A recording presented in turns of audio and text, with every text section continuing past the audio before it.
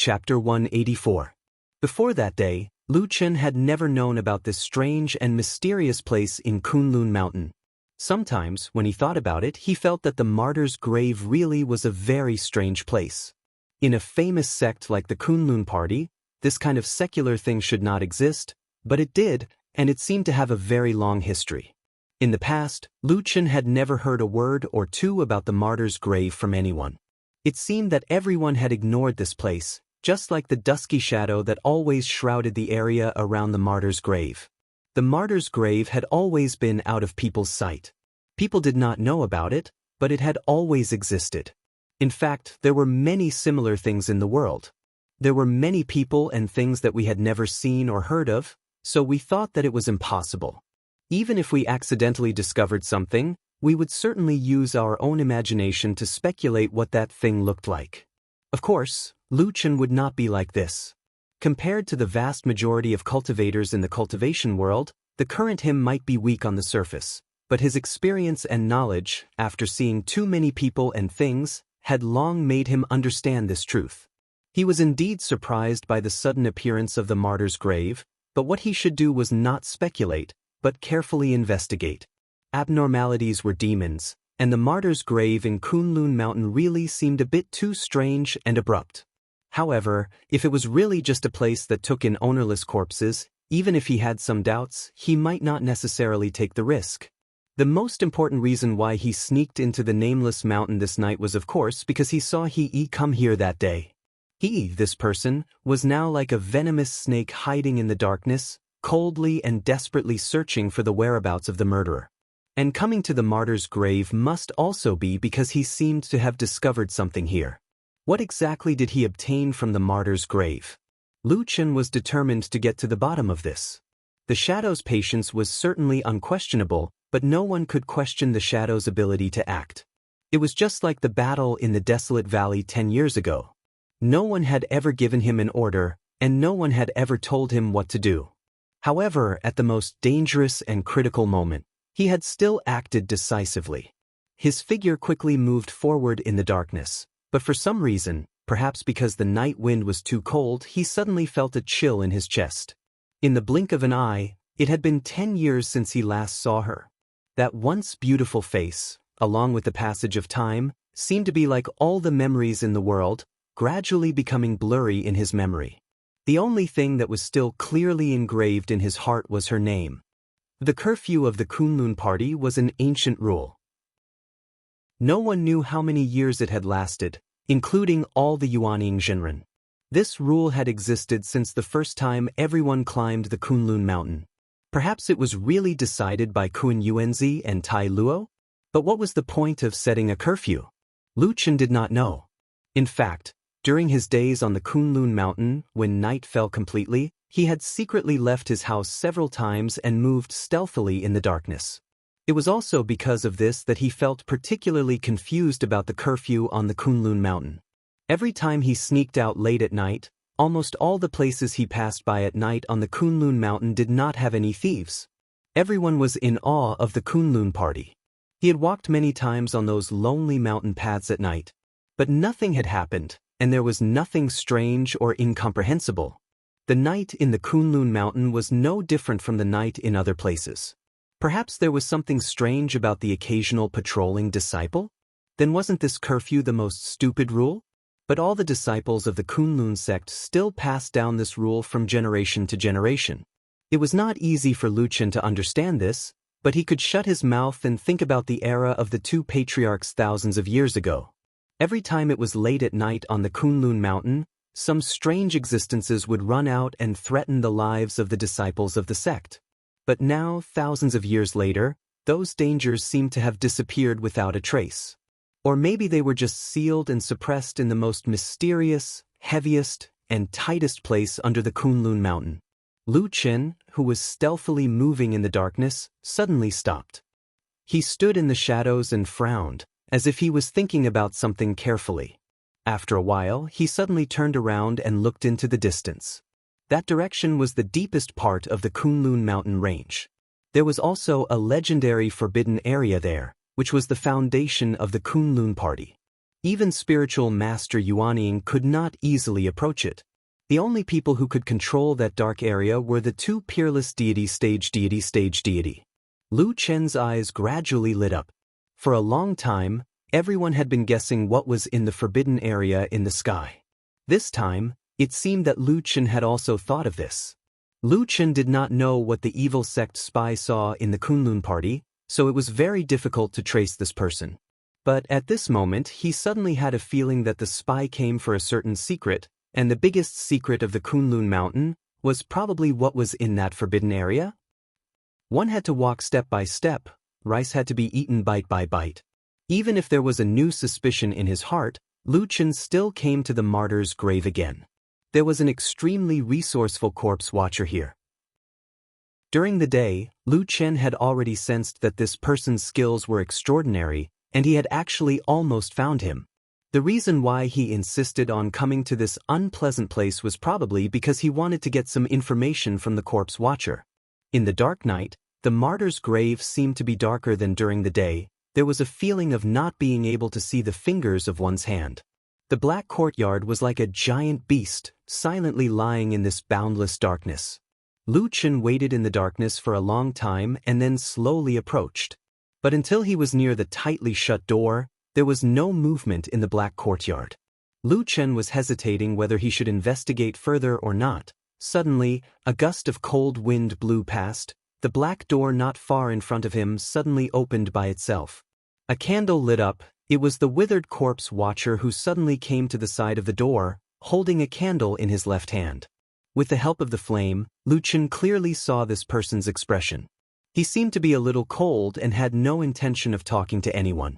After looking around, he suddenly said faintly, "Please show yourself, esteemed guest. If there's nothing else, then I'll be going back to sleep." Lu Chen quietly watched the corpse's figure, hiding in the darkness. He did not say a word, even his breathing was quiet. The corpse watcher waited for a while, then turned around and walked back into the courtyard. The black door behind him closed with a creak. Lu Chen looked down at his own body. He did not find anything unusual, but he could not understand why he had fallen for this a few times in the past 2 days. The corpse watcher seemed to always be able to notice something was wrong in advance, but it seemed like he could not really pinpoint the enemy, so it was a little awkward. So now, should he go over? He stood in the darkness outside the righteous grave for 2 hours. He did not rashly walk forward. He only raised his head and looked out into the distance, looking at the majestic mountain peaks and the topography of this place. Before the 4th hour arrived, he suddenly turned around and left. At this time, the sky was still pitch black, but to be precise, another day had already passed. There were still 20 days until the next full moon. Lu Chen quietly left the righteous grave area, but what he did not know was that when he left, in the dark courtyard, the corpse watcher did not go to sleep like he said he would, but stood alone in the middle of the courtyard, as if he was listening to something. When Lu Chen left outside, the corpse watcher finally let out a sigh of relief. He raised his head to look at the sky, suddenly muttering to himself, "These few years, the Kunlun party has produced many geniuses. Their future is really limitless." Lu Chen took advantage of the night to leave, ready to rush back to Flying Goose platform before daybreak. Although it was unlikely that Su Qingjun would come out to patrol so early in the morning, that woman actually had a very strange and funny little quirk. She especially liked to sleep. On the night that Su Qingjun was seriously injured, Lu Chen had once entered her cave residence.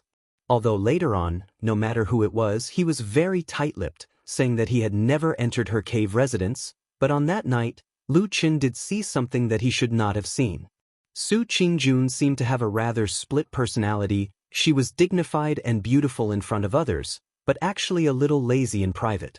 Lu Chen still clearly remembered that when he entered that day, he saw that the bed in Su Qingjun's cave residence was very clean, everything was very tidy. Only the quilt was not folded. When he thought of these things in his heart, he was secretly a little amused, but perhaps Su Qingjun had warned him, so he had always kept his mouth shut about this matter. But sometimes when he thought of it, he would still laugh, thinking that if Su Qingjun got married in the future, would she still be able to avoid her husband at that time? In the dark night, the wind was strong, and the mountain path was long, but his footsteps were light and quick. Suddenly, from an unknown place in the depths of the darkness, a strange sound came abruptly, like the mouth of a ferocious beast, but also like the sound of a hungry wolf drooling. Lu Chen's footsteps suddenly stopped. In the darkness ahead, in this quiet night of Kunlun Mountain that seemed to have been peaceful and quiet for thousands of years, there were 3 green lights in the shape of a triangle, as if there were 3 eyes on a head. Incomparably strange appeared in front of him. Chapter 185. In the darkness, the shape of the monster's body could not be seen clearly. Only those 3 strange green eyes stared intently at Lu Chen. At that moment, Lu Chen almost subconsciously thought of Atsu. In the past, in the middle of the night, Atsu's eyes also had a similar fire-like glow. But the two were different. Lu Chen quickly made this judgment. Although Atsu's eyes were green, the luster in them was clean and bright. Although it looked a little gloomy in the dark, one could still feel the change of emotion in them. There was that kind of vitality. The emerald green eyes that suddenly appeared in front of him were much stronger than Atsu's eyes. They were like 3 burning green flames that were filled with a brutal and cruel aura, as if there was only the intention to kill left. For some reason, after seeing this clearly, Lu Chen secretly heaved a sigh of relief. Then his face quickly sank. He frowned and looked at the strange monster that suddenly appeared in the dark. Of course, this thing was not a kind creature. Just the brutal aura that came from the dark was enough to make him categorize it as one of the most ferocious creatures he had ever seen in his life. Almost all the creatures that he had seen in the past were in the most dangerous places in this vast land of China, which was the depths of the land of chaos. But this place was clearly the Kunlun Mountain, the spiritual mountain of the Western land, the mountain base of the Kunlun party. How could there be such a ferocious monster? Many questions flashed in Lu Chen's mind, but he did not think too much about it. Because after the strange emerald green eyes confronted him for a moment, the monster seemed to be unable to suppress its desire for flesh and blood. It let out an ear-piercing shriek and suddenly rushed over. The sound of the monster breaking through the air was incomparably sharp, like an arrow that had been released from a bow. Because of the monster's movement, Lu Chen vaguely saw a little of the monster's appearance. It looked like a strange snake-like insect. It was half the length of an arm and its body was only as thick as a thumb. However, it had a strange head the size of a fist. The most eye-catching and most terrifying 3 green eyes were on the top of the monster's head. The whistling sound seemed to carry darkness with it as it rushed over. Lu Chen's face was as calm as still water. He took a step back and flipped his right palm. A black short sword appeared in his hand and he slashed it down. However, the strange insect's speed was so fast that it actually made a turn in midair and avoided the sharp blade. It even took advantage of the situation and flipped up from the blade. In an instant, it curled around Lu Chen's wrist. Then, it lowered its head and directly bit Lu Chen's wrist. These few movements were incomparably fast. The strange insect's speed was frighteningly fast, and Lu Chen couldn't react for a moment. He only felt a sudden sharp pain in his wrist, and at that moment he seemed to hear another kind of frightening sound. It was the sound of skin tearing and flesh scraping against bones. It was the sound of the terrifying strange insect devouring flesh and blood in a frenzy. Moreover, almost in an instant, the strange insect actually wriggled madly. Then, it directly drilled into the wound it had bitten, directly entering into Lu Chen's arm. A terrifying pain surged up from his arm like a tide. Lu Chen's palm trembled violently. At that moment, he instantly lost control of his right hand. His fingers loosened powerlessly and the black short sword fell to the ground. And in the dim light in the darkness, he could even see a twisted and terrifying scar bulging on his skin. It was desperately twisting, constantly rushing up his arm. It seemed that in a short moment, the strange insect would rush through his shoulder blade and straight into his chest to gnaw at his heart, lungs, and 5 internal organs. In this dark night, it was suddenly filled with infinite terrifying killing intent. It was as if the whole world had turned into a sheet of ice. Lu Chen suddenly snorted coldly. A dark flame suddenly lit up from the depths of his eyes. At the same time, in the most secret depths of his body, The quiet and lonely five elements divine plate suddenly trembled violently and then suddenly flipped over. The black divine plate appeared again. That dot of black flame burned in his chi. In an instant, the black flame flourished. The strange insect in his arms suddenly stopped. It seemed that in that instant, it also felt something. Even in front of his flesh and blood, this strange insect unexpectedly showed a trace of inexplicable fear. It actually had some intention of retreating. However, the darkness had arrived. Like a roar on a boundless dark sea, the endless darkness instantly boiled up and crazily surged towards Lu Chen's body from all directions. The cold wind blew and the darkness whistled. It was like a crazy dance, surrounding the cluster of dark flame in the deepest depths of the shadow. An ice-cold aura dispersed in all directions. There was no longer the slightest mercy or anger. A terrifying and murderous aura suddenly rose from Lu Chen's body. It rolled back and directly rushed from his body towards the strange insect's right arm. The dark flame flickered in this tidal wave. It was like a ferocious smile opening the mouth of an evil spirit to devour all living beings. This murderous aura was even more tyrannical, more terrifying, and more merciless than the aura that the strange insect had just revealed. That strange insect's tyrannical aura seemed to crazily devour flesh and blood. But the murderous aura in Lu Chen's body seemed to be born purely for killing. It wanted to destroy everything and wipe out all the vitality of all living beings. In the darkness, Lu Chen opened his eyes and stood upright. His body suddenly shook. Then, countless black flames suddenly gushed out from his body, burning wildly. But the strange thing was that his clothes were not damaged at all. He looked like a burning man made of black fire. The strange insect suddenly trembled violently, and then it retreated madly. However, it was already too late. The tide of darkness was like a monstrous wave that surged into the heavens, and it charged directly into Lu Chen's right arm. After that, it drowned the strange insect that was hidden within his flesh. Everything in an instant was silent. After the tide, the world was as quiet as before. Only Lu Chen's body was still standing in the darkness, gently gasping for breath. After a moment, he slowly raised his right hand and then gently shook it. With a small piece of burnt black shrunk to the size of a little finger, as hard as a rock, fell out from his wound. Then, it heavily hit the ground and rolled twice. The night wind was cold, blowing past his body. Lu Chen felt a chill from his forehead, neck, and back. Only now did he discover that in that instant, his entire body was covered in cold sweat. The black flames were still burning in his eyes. The tide of darkness was still surging in his body. He gently gasped for breath, feeling a trace of trembling. The surging black flames gradually calmed down. Then, they slowly retreated, shrinking back into his body. The night once again calmed down. Even the darkness became gently clustered around him, comforting his body. But at this time, in the strange black tide that was gradually returning to the energy sea, Lu Chen suddenly felt a trace of a different aura. It was a new aura with a murderous and tyrannical aura. It was the aura that the black flames had plundered after killing the strange insect. In the past, when he had this strange black disk, every time he killed a living being, a trace of a similar aura would be absorbed into the black flames on the black disk. Then, it would nourish and strengthen the black flames. Lu Chen didn't understand it, nor did he like this sort of feeling. It was even to the extent that he faintly had the feeling that if this continued, then he would probably sink into this terrifying slaughter one day and be doomed eternally. Therefore, after that, he rarely killed living beings, unless it was absolutely necessary and when he had to protect himself.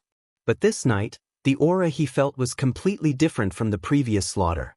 The murderous aura that had been plundered was strong and abundant, almost 10 times stronger than any slaughter in the past. And after absorbing this strong new power, the black flames on the black disk in Lu Chen's energy sea seemed to instantly grow larger. In that dark world, it burned quietly, as if it was showing a mocking smile to the owner of this body. Lu Chen stood in place in silence for a long time. Then he closed his eyes. After a long time, when he opened his eyes again, the black flames had disappeared. The surrounding night wind had cooled down and was no longer harsh. It blew through the forest as if nothing had happened in the night. Lu Chen took a step forward and squatted down. There was a black thing on the ground. He picked up the black dagger that had fallen to the side and gently fiddled with it. After confirming that there was nothing strange, he picked it up again. This was the remains of that strange insect. Under the burning of the terrifying and violent black flames in his body, this strange insect had almost no ability to resist and was directly killed. Then, its entire body was instantly incinerated, leaving only some of the hardest residue that was gathered together and turned into this black and hard stone. Of course, the strange green eyes were gone, but when Lu Chen's fingers slowly brushed across this black stone, he could still vaguely feel some soul-stirring patterns and traces. The residue of the bones and sharp teeth had fused together. It was hard to imagine that not long ago, this thing was still in the flesh, like a bloodthirsty demon. Why would there be such a terrible and cruel monster in the Kunlun Mountains? No matter how one looked at it, it was impossible for this kind of thing to appear in the Kunlun Mountains. There were 2 deity transformation stage perfected cultivators, dozens of Yuanying stage perfected cultivators, and more powerful cultivators. There were about 100,000 people in the famous sections. Any slightly more ferocious demon beasts had long been driven away. And Lu Chen was very sure that he had never heard of this kind of thing. No one in the Kunlun party had ever mentioned it. It seemed that no one had ever known that this kind of monster that suddenly appeared in the night had only appeared out of thin air tonight. Where did it come from? Lu Chen's brows were tightly furrowed. His palm tightly grasped the charred remains of the stone. He looked into the distance, only to see the shadows of the distant mountains. The darkness seemed to be everywhere. Chapter 186. That morning, when Lu Chen walked out of his wooden hut with a yawn, he saw a man standing with his hands behind his back on the quiet Fian terrace, not far from his wooden hut. He looked to be in his 40s or 50s. He had a refined bearing and a calm expression. Perhaps it was because of his age, there were already some stars on his temples, but it could still be seen that he was still in the prime of his life. The man stood there, looking at the sea of clouds beyond the cliff. Then he turned around and saw Lu Chen. He smiled calmly and quietly, nodding at Lu Chen and saying, "Hello." "Yes, hello. May I ask who you are, senior?" Lu Chen tried to recall, but he had no impression of this person before, so he asked politely. The man walked toward him and stopped a few feet away from Lu Chen. He wasn't too close to make it awkward, but he wasn't too far away to make it seem rude. He looked Lu Chen up and down, then nodded and said with a smile, "You must be Lu Chen?" I am Lu Chen. Do you know me, senior?" Lu Chen was a little surprised. The man smiled and said, "Oh, I don't think we've met before. Let me introduce myself. My surname is Su, and my name is Tianhe." "Su Tianhe?" Lu Chen repeated the name in his heart. Suddenly his expression changed. He looked at the man's face again and found him familiar. There were some similarities between him and Su Qingjun. He was surprised and said, "Could you be from the Su family?" Su Tianhe smiled and nodded. "I can be considered the head of the Su family, and also Qingjuan's father." Lu Chen was speechless. He didn't expect the head of the Su family to come to the Fian Terrace alone so early in the morning. But judging from Su Tianhe's extraordinary bearing, he was completely different from the young people in his family. At this moment, Su Tianhe's gaze swept over Lu Chen's face. After a while, he sighed and said, "Brother Lu, I didn't teach my son well and wasn't strict enough with my subordinates, causing you to suffer. This is all the fault of the Su family. I apologize in advance." After saying that, he solemnly cupped his hands and bowed to Lu Chen. Lu Chen raised his eyebrows and a strange light flashed in his eyes, but he quickly stepped aside and said, "Senior, please don't do this. I don't deserve it." Su Tianhe smiled at Lu Chen and said, "Brother Lu is reasonable and an outstanding person. I believe you are also a broad-minded person." As he said that, he stepped forward and stuffed a cloth bag into Lu Chen's hand, saying, "There are some rare spiritual materials in this bag. They are probably worth thousands of spiritual stones. It's just a small token of my appreciation, but it can't make up for the guilt in my heart. Please accept it, Brother Lu. For the sake of my old face, please don't hold a grudge against our Su clan." As he said that, he looked at Lu Chen with a sincere expression. Lu Chen's face also showed some fear and nodded, saying, "Senior Su, you are too polite. How can I accept this?" As he said those polite words, Lu Chen was about to push the cloth bag out, but his fingers tightened on the cloth bag. Su Tianhe glanced at the cloth bag and a smile appeared at the corner of his mouth. He was determined to give it to Lu Chen. The two pushed for a while, but in the end, Lu Chen reluctantly accepted it and thanked Su Tianhe with a happy face. After joking for a while, Su Tianhe and Lu Chen seemed to be chatting very congenially. Su Tianhe glanced at the cave on the other side and turned to Lu Chen, saying, "Brother Lu, I think it's getting late. Can you help me call Qing Jun and ask her to come out and meet me?" Lu Chen was slightly surprised and said, "Senior, you and she are father and daughter. Can't you just go and call her directly?" Su Tianhe sighed and said, "Brother Lu, you don't know.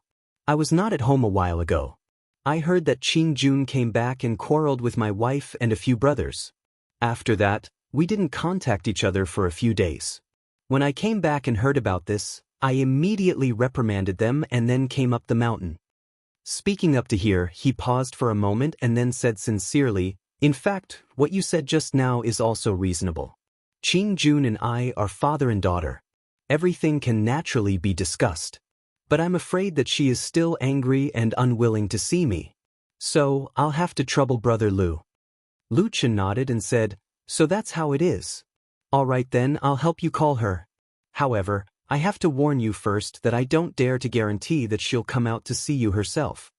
Su Tianhe laughed and looked relaxed, but there seemed to be a glimmer of light flashing in the depths of his eyes. He said with a smile, It seems that Brother Lu really understands Qing Jun. Do you know that it's a little difficult to call her this morning?" Lu Chen was startled for a moment, then immediately shook his head and said with a smile, No. Senior Su, you misunderstand. How would I know?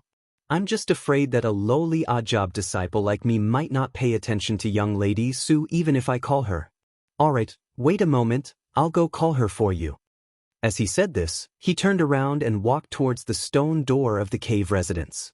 The morning sun sprinkled down from the sky and shone on the faces of the two men. When Lu Chen turned his back to Su Tianhe, the smiles on their faces disappeared at the same time. The man's gaze was calm and somewhat cold, deep as the sea. Lu Chen stood in front of the stone door of the cave residence and began to loudly knock on the door. Occasionally, he and Su Tianhe would look back and smile at each other and nod slightly. But after a long time, the stone door still didn't move. It seemed that Su Qingjun had no intention of coming out. Lu Chen touched his chest. There was still a yellow talisman stone lying there. It was the heart-burning talisman that Su Qingjun gave him when he planted the eagle fruit tree. She didn't take it back later on. So these days, if he wanted to find Su Qingjun, he wouldn't knock on the door like this. But now he had no intention of using the heart-burning talisman. After calling for a while, he turned back to look at Su Tianhe and said somewhat helplessly, "Senior, you see." Su Tianhe nodded and pondered for a moment before saying to Lu Chen, "In that case, it's not good for me to stay here for a long time. Moreover, I do have some things to do in the city below the mountain, so I can only leave first. Brother Lu, when you see Qingjun, please help me tell her that I've come to see her. We're all family, so there's nothing that can't be said. Ask her to come down the mountain to see me when she has time." Lu Chen responded and said, "Senior, rest assured, I will definitely pass on the message." Su Tianhe smiled and cupped his hands, then turned around and left. From the beginning to the end, he was elegant and approachable, completely different from the other Su family members that Lu Chen had seen before. He was a person that made it difficult for people not to have a good impression of him. Lu Chen's brows furrowed slightly as he watched his figure gradually disappear into the distance. As usual, Su Qingjun waited until the evening of this day before she slowly walked out of the cave residence and strolled around the Fian Terrace. Lu Chen saw her and told Su Qingjun about Su Tianhe's visit during the day. After listening, Su Qingjun was silent. The expression on her face looked a little complicated, faintly a little annoyed, but also a little guilty and ashamed. Lu Chen saw the change in her expression and did not say much. He just truthfully repeated Su Tianhe's words to her and then walked away. In that evening, Su Qingjun stood on the edge of the cliff and looked at the sea of clouds for a long time. The position where she stood was exactly where Su Tianhe stood during the day. I heard that the most difficult thing to give up in this world is the affection between parents and children. Lu Chen said to old Ma with emotion, "Unfortunately, I have never felt this feeling since I was a child. I don't know if it's so deep and hard to give up." Old Ma smiled and said, "Who said it isn't? But I didn't expect that you would tell that old man Su's words so honestly. I thought you would at least do something to it." "Nonsense, I'm not that kind of person," Lu Chen said. "Believe me, you are," old Ma said.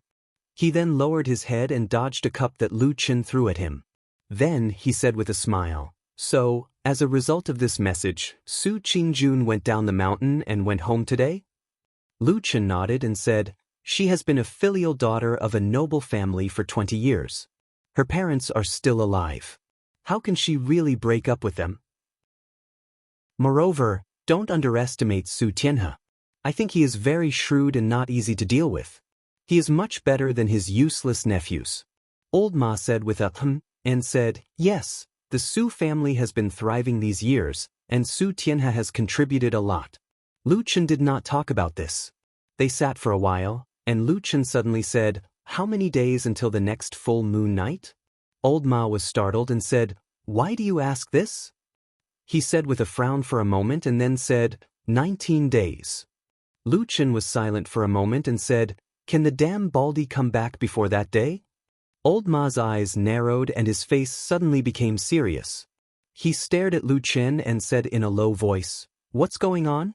Could it be that the spy has made a move?" Lu Chen hesitated and said, "I can't be completely sure." As he spoke, he told Old Ma about the mysterious symbol he found in the forest that day and what he understood from it. In the end, he said, "Whether the traitor will appear that day or not, and whether he will meet me, I still can't say for sure." Old Ma thought for a moment and said, "I will immediately report this to Milord, and then you come back in 3 days. How about it?" Lu Chen nodded and said, "Okay." Old Ma still showed a trace of joy on his face and said, "If we can find the spy so smoothly, we will be relieved." Lu Chen smiled and said, "What's wrong? Could it be that you originally wanted to search here for more than 10 years? Old Ma thought for a moment and said with a smile, "I don't need more than 10 years, but I really thought that it might take at least a few years." The two smiled at each other. After a moment, Lu Chen seemed to ask him casually, "Oh yes, you are quite knowledgeable. Have you heard of a strange insect with 3 green eyes, shaped like a small snake that devours flesh and blood?" Chapter 187. Old Ma was stunned for a moment and said, "What is it? Tell me in detail." Lu Chen told Old Ma about the appearance of the strange 3-eyed insect he saw last night in detail, but ignored the short but thrilling and extremely dangerous fight. Old Ma also frowned after hearing this. After pondering for a while, he shook his head and said, "I have never heard of such a strange and ferocious creature in this world before. Well, I will help you check it later." Lu Chen knew that besides being well-informed, Old Ma also had all kinds of connections. For so many years, he had no confidence in Old Ma, but his confidence in this aspect had never wavered. He nodded and said, "Okay." Old Ma pondered for a moment, and suddenly showed a trace of doubt on his face. He looked at Lu Chen and said, "Strange. This kind of monster is so cruel, and it must have killed many people. How could it appear in a place like Kunlun Mountain?"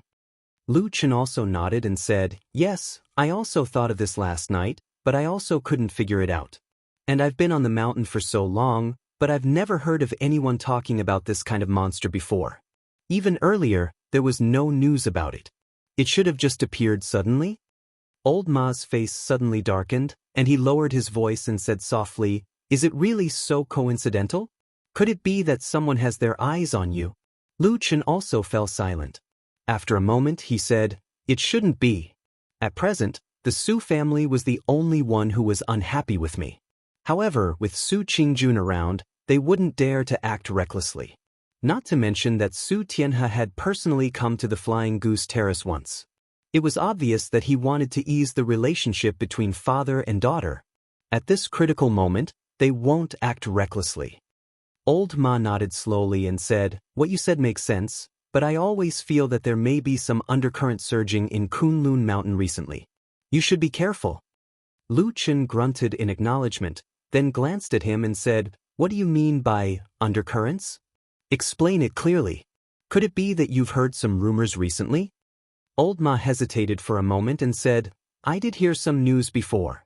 It said that there is someone in the Kunlun party, well, at the level of Immortal Yuanying, who is dissatisfied with the current leader, Immortal Idol Month." Lu Chen raised his eyebrows, and his expression suddenly became serious. He said softly, "Really?" Old Ma nodded and said, "Most likely true." Lu Chen did not ask Old Ma where this news came from. Years of friendship and getting along with each other had long made him understand the propriety of this matter. Moreover, he also believed that since Old Ma dared to tell him this news, it was most likely confirmed. He pondered for a moment and suddenly laughed, but his voice was still low. He said, "Questioning the current leader, Immortal Idol Month, and there is a perfected cultivator of deity transformation above him.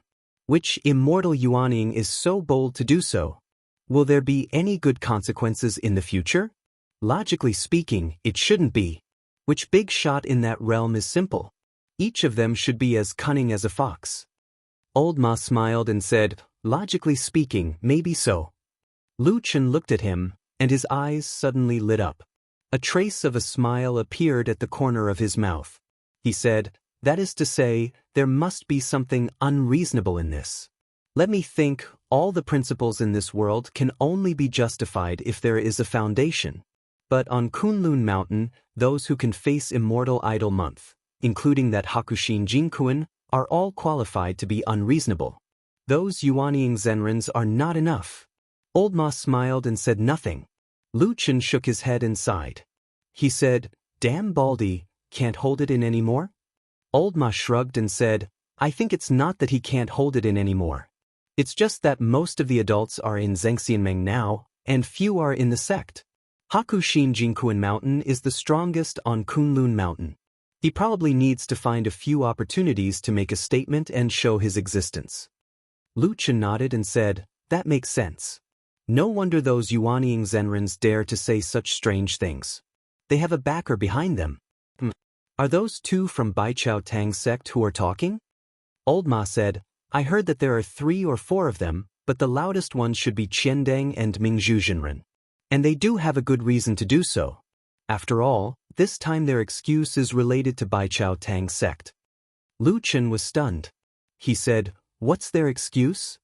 Old Ma smiled and said, "Last time, a demon from the devil cult assassinated a servant disciple of Kunlun party. After many days of investigation, there was still no news.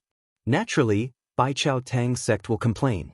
I think even Zhenren Idol Month can't say anything about it." Lu Chen was silent for a moment.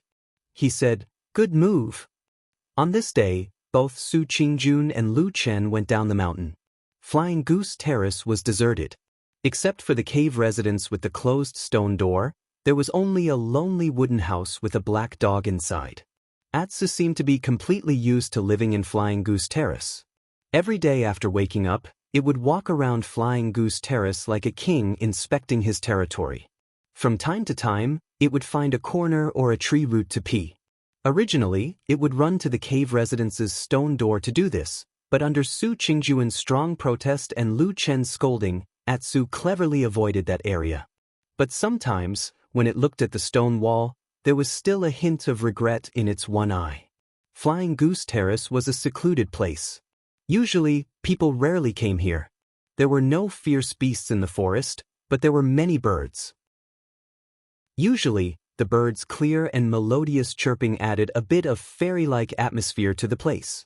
After Atsu patrolled around, it walked to the cliff and lay on the ground, staring blankly at the sea of clouds in the distance. In the past, whenever it was free during the day, Atsu would not stay alone like this. It would often run out into the forest to play, cross mountains and rivers, and run to its heart's content. At that time, it even liked to go to the strange Doghead Mountain to look for the giant oxen and see the layers of strange beasts on the mountain. Those days seemed to be just yesterday. Back then, Atsu was happy and full of energy every day. But now, it was different. Atsu no longer looked for oxen, and it no longer went to the Doghead Mountain. It even rarely entered the forest. Even if it ran into the forest, it would at most stay near Flying Goose Terrace. It would not go any further. All these changes stemmed from that heart-wrenching and cruel tyranny. It was so badly injured that it almost lost its life. It was so badly injured that it was filled with fear ever since. Since that dark night, Atsu almost no longer trusted anyone other than Lu Qin. Perhaps EXN was an exception. It also stopped looking for the strange beasts in the forest. When it recovered and went to the Doghead Mountain again, Atsu found that the strange beasts looked at it in a different way. The respect they once had was gone. Instead, it was replaced by mockery, contempt, and ferocity, who would look up to a dog that was covered in wounds and had only one eye and half of its tail left. When it passed by, the tiger roared at it. The crane pecked its head with its beak. The monkey grabbed a branch and swung it across the sky, reaching out to grab half of the dog's tail and laughing crazily. There were even more beasts that looked on coldly. No matter how the black dog wailed, they were indifferent. Occasionally, when the dog fell in front of them, they would kick it. In all the forests in the world, the strong preyed on the weak. If the strong were to be respected, who would sympathize with you when you were crippled and suffer? Atsu once looked up at the peak of the mountain. The huge figure was lying there as usual. It looked like it was sleeping, but it also looked like it could not be bothered to care about these trivial things. After that, Atsu left that place and never returned. Since then, it stayed by Lu Chen's side even more. Even if it was a dark night, it would curl up next to Lu Chen to sleep. That day, the sun was warm. It shone on the sea of clouds and the black dog's body. Atsu yawned lazily and lowered its head to the ground. It felt a little bored. It glanced at the mountain path that led down from the Flying Goose platform. There was no one on the mountain path. It knew that there was still some time before Lu Chen returned. A few crisp chirps of birds came from the forest. Atsu thought for a while, then got up and walked toward the back of the mountain. It seemed to have a love for the forest in its body. It liked the feeling of being in the forest. Walking into the forest behind the Flying Goose platform, there were old trees and vines that had grown for many years everywhere. The air was filled with a fresh scent, which made Atsu feel much better. It sniffed everywhere and seemed to be happy. Even its footsteps became lighter. Just like that, it walked and stopped, running and jumping. The changing light and shadow in the quiet forest was like a paradise that belonged only to the black dog. Suddenly, Atsu stopped in its tracks. It raised its head and stared ahead with its only eye. There was a big rock next to a big tree over there. A figure stood under the rock. At that moment, it heard the noise and turned to look. When its gaze swept across Atsu, it smiled. It was White Lotus. This mysterious and beautiful fairy-like girl suddenly appeared in the forest behind the Flying Goose Terrace.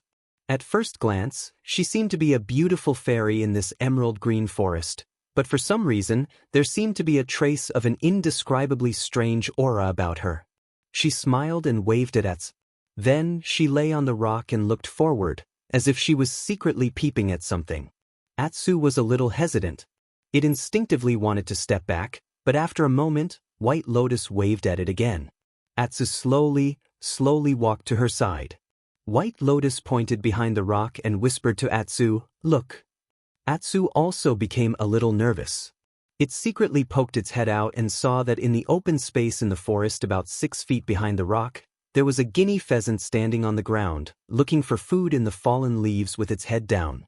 It was also at this moment that Atsu suddenly heard a soft and somewhat bewitching voice, like the whisper of the devil floating beside it. The pheasant's meat must be delicious. Atsu's body suddenly tensed up. Chapter 188.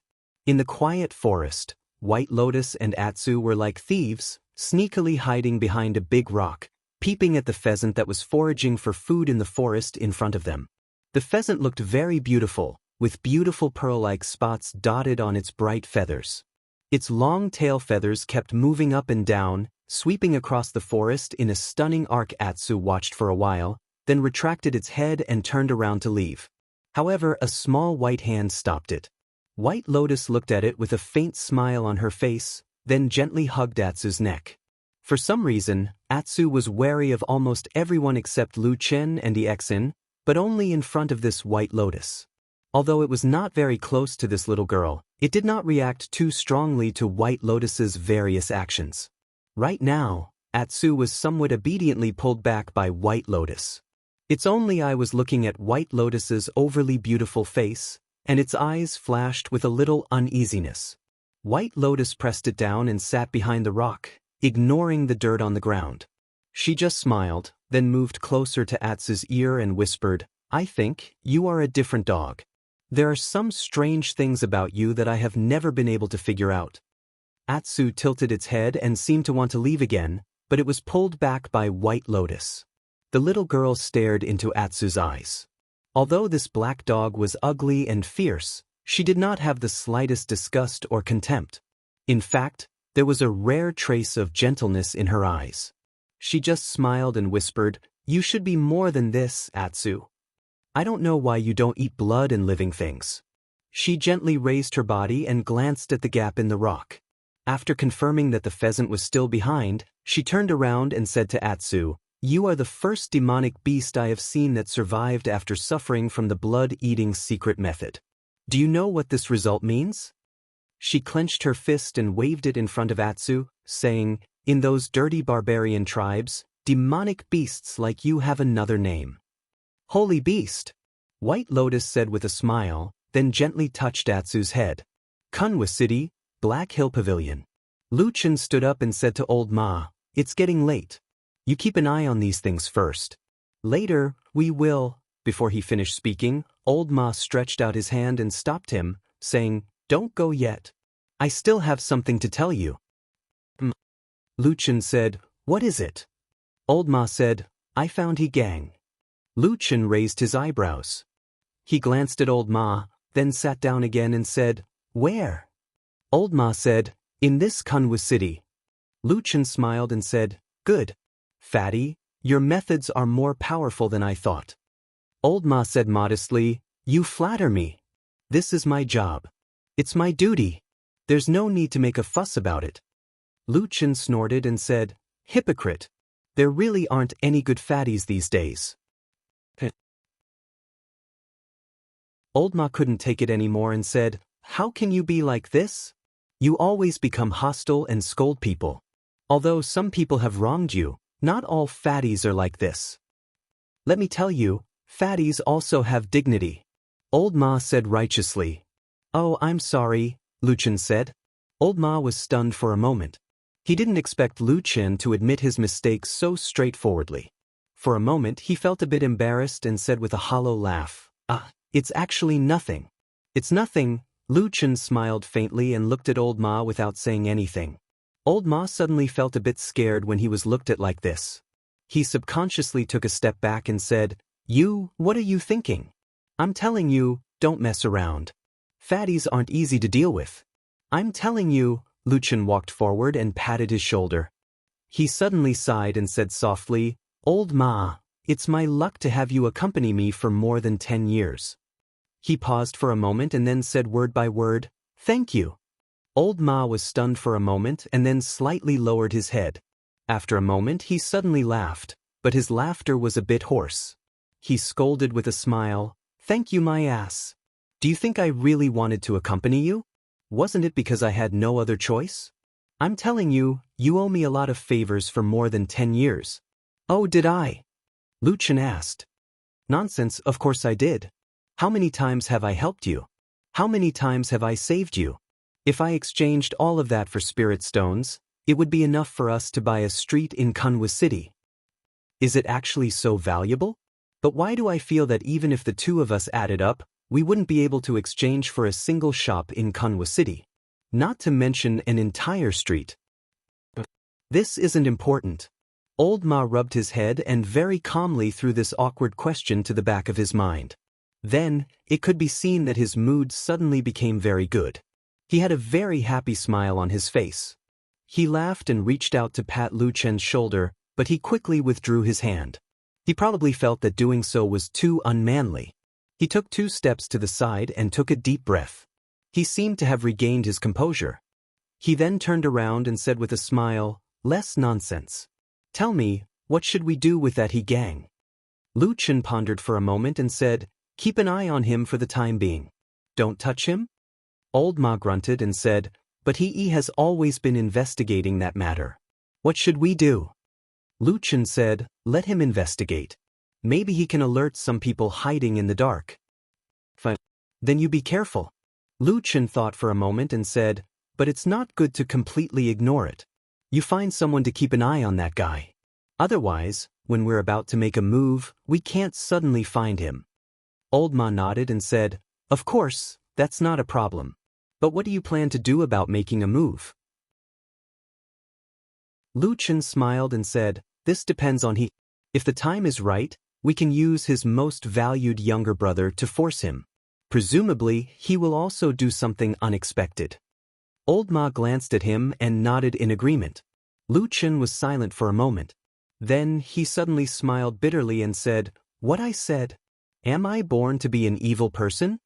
Old Ma comforted him, "How can there be so much right and wrong? Our hands have been stained with a lot of blood, but I always feel that what we've done all these years is always right." Lu Chen stared into Old Ma's eyes and said, "Is that what you think?" Old Ma nodded and said frankly, "Yes, that's what I think. I feel that the 2 of us, as well as the Supreme, have never done anything wrong." Lu Chen took a deep breath and nodded, "You're right. Then I'm leaving. Take care. Be careful. I'll find a chance to go down the mountain in a couple of days." Lu Chen said. Old Ma sent him to the door of the Black Hill Pavilion and said, That's fine. It's all up to you. In short, it's all about your own safety. Don't force yourself." Lu Chen smiled and turned to leave. But Old Ma suddenly seemed to remember something and asked him, "Right. You told me about the 3-eyed strange insect earlier. What? Did you think of something?" Lu Chen turned to look at him. Old Ma shook his head and said, "That's not it. I'm just a little curious. If that strange insect was as fierce and gluttonous as you said, there would have been a fierce battle when it met you that night?" He looked at Lu Chen and asked, "What was the result of the battle?" Lu Chen closed his eyes for a moment, and then he shrugged and said, "That strange insect really was ferocious and very troublesome. I was thrown into confusion when it suddenly charged out, and I was almost injured by it. But then I used a dagger to defend myself. After a few rounds, the strange insect couldn't do anything to me and ran away." As he said this, one of his hands hung at his side. In the sleeve of his robe, there was a hard and coarse charred black stone gently rolling in his palm. There were some fierce marks on it. Old Ma let out an "ah" and looked a little disappointed. "I see. Didn't the strange insect leave anything behind?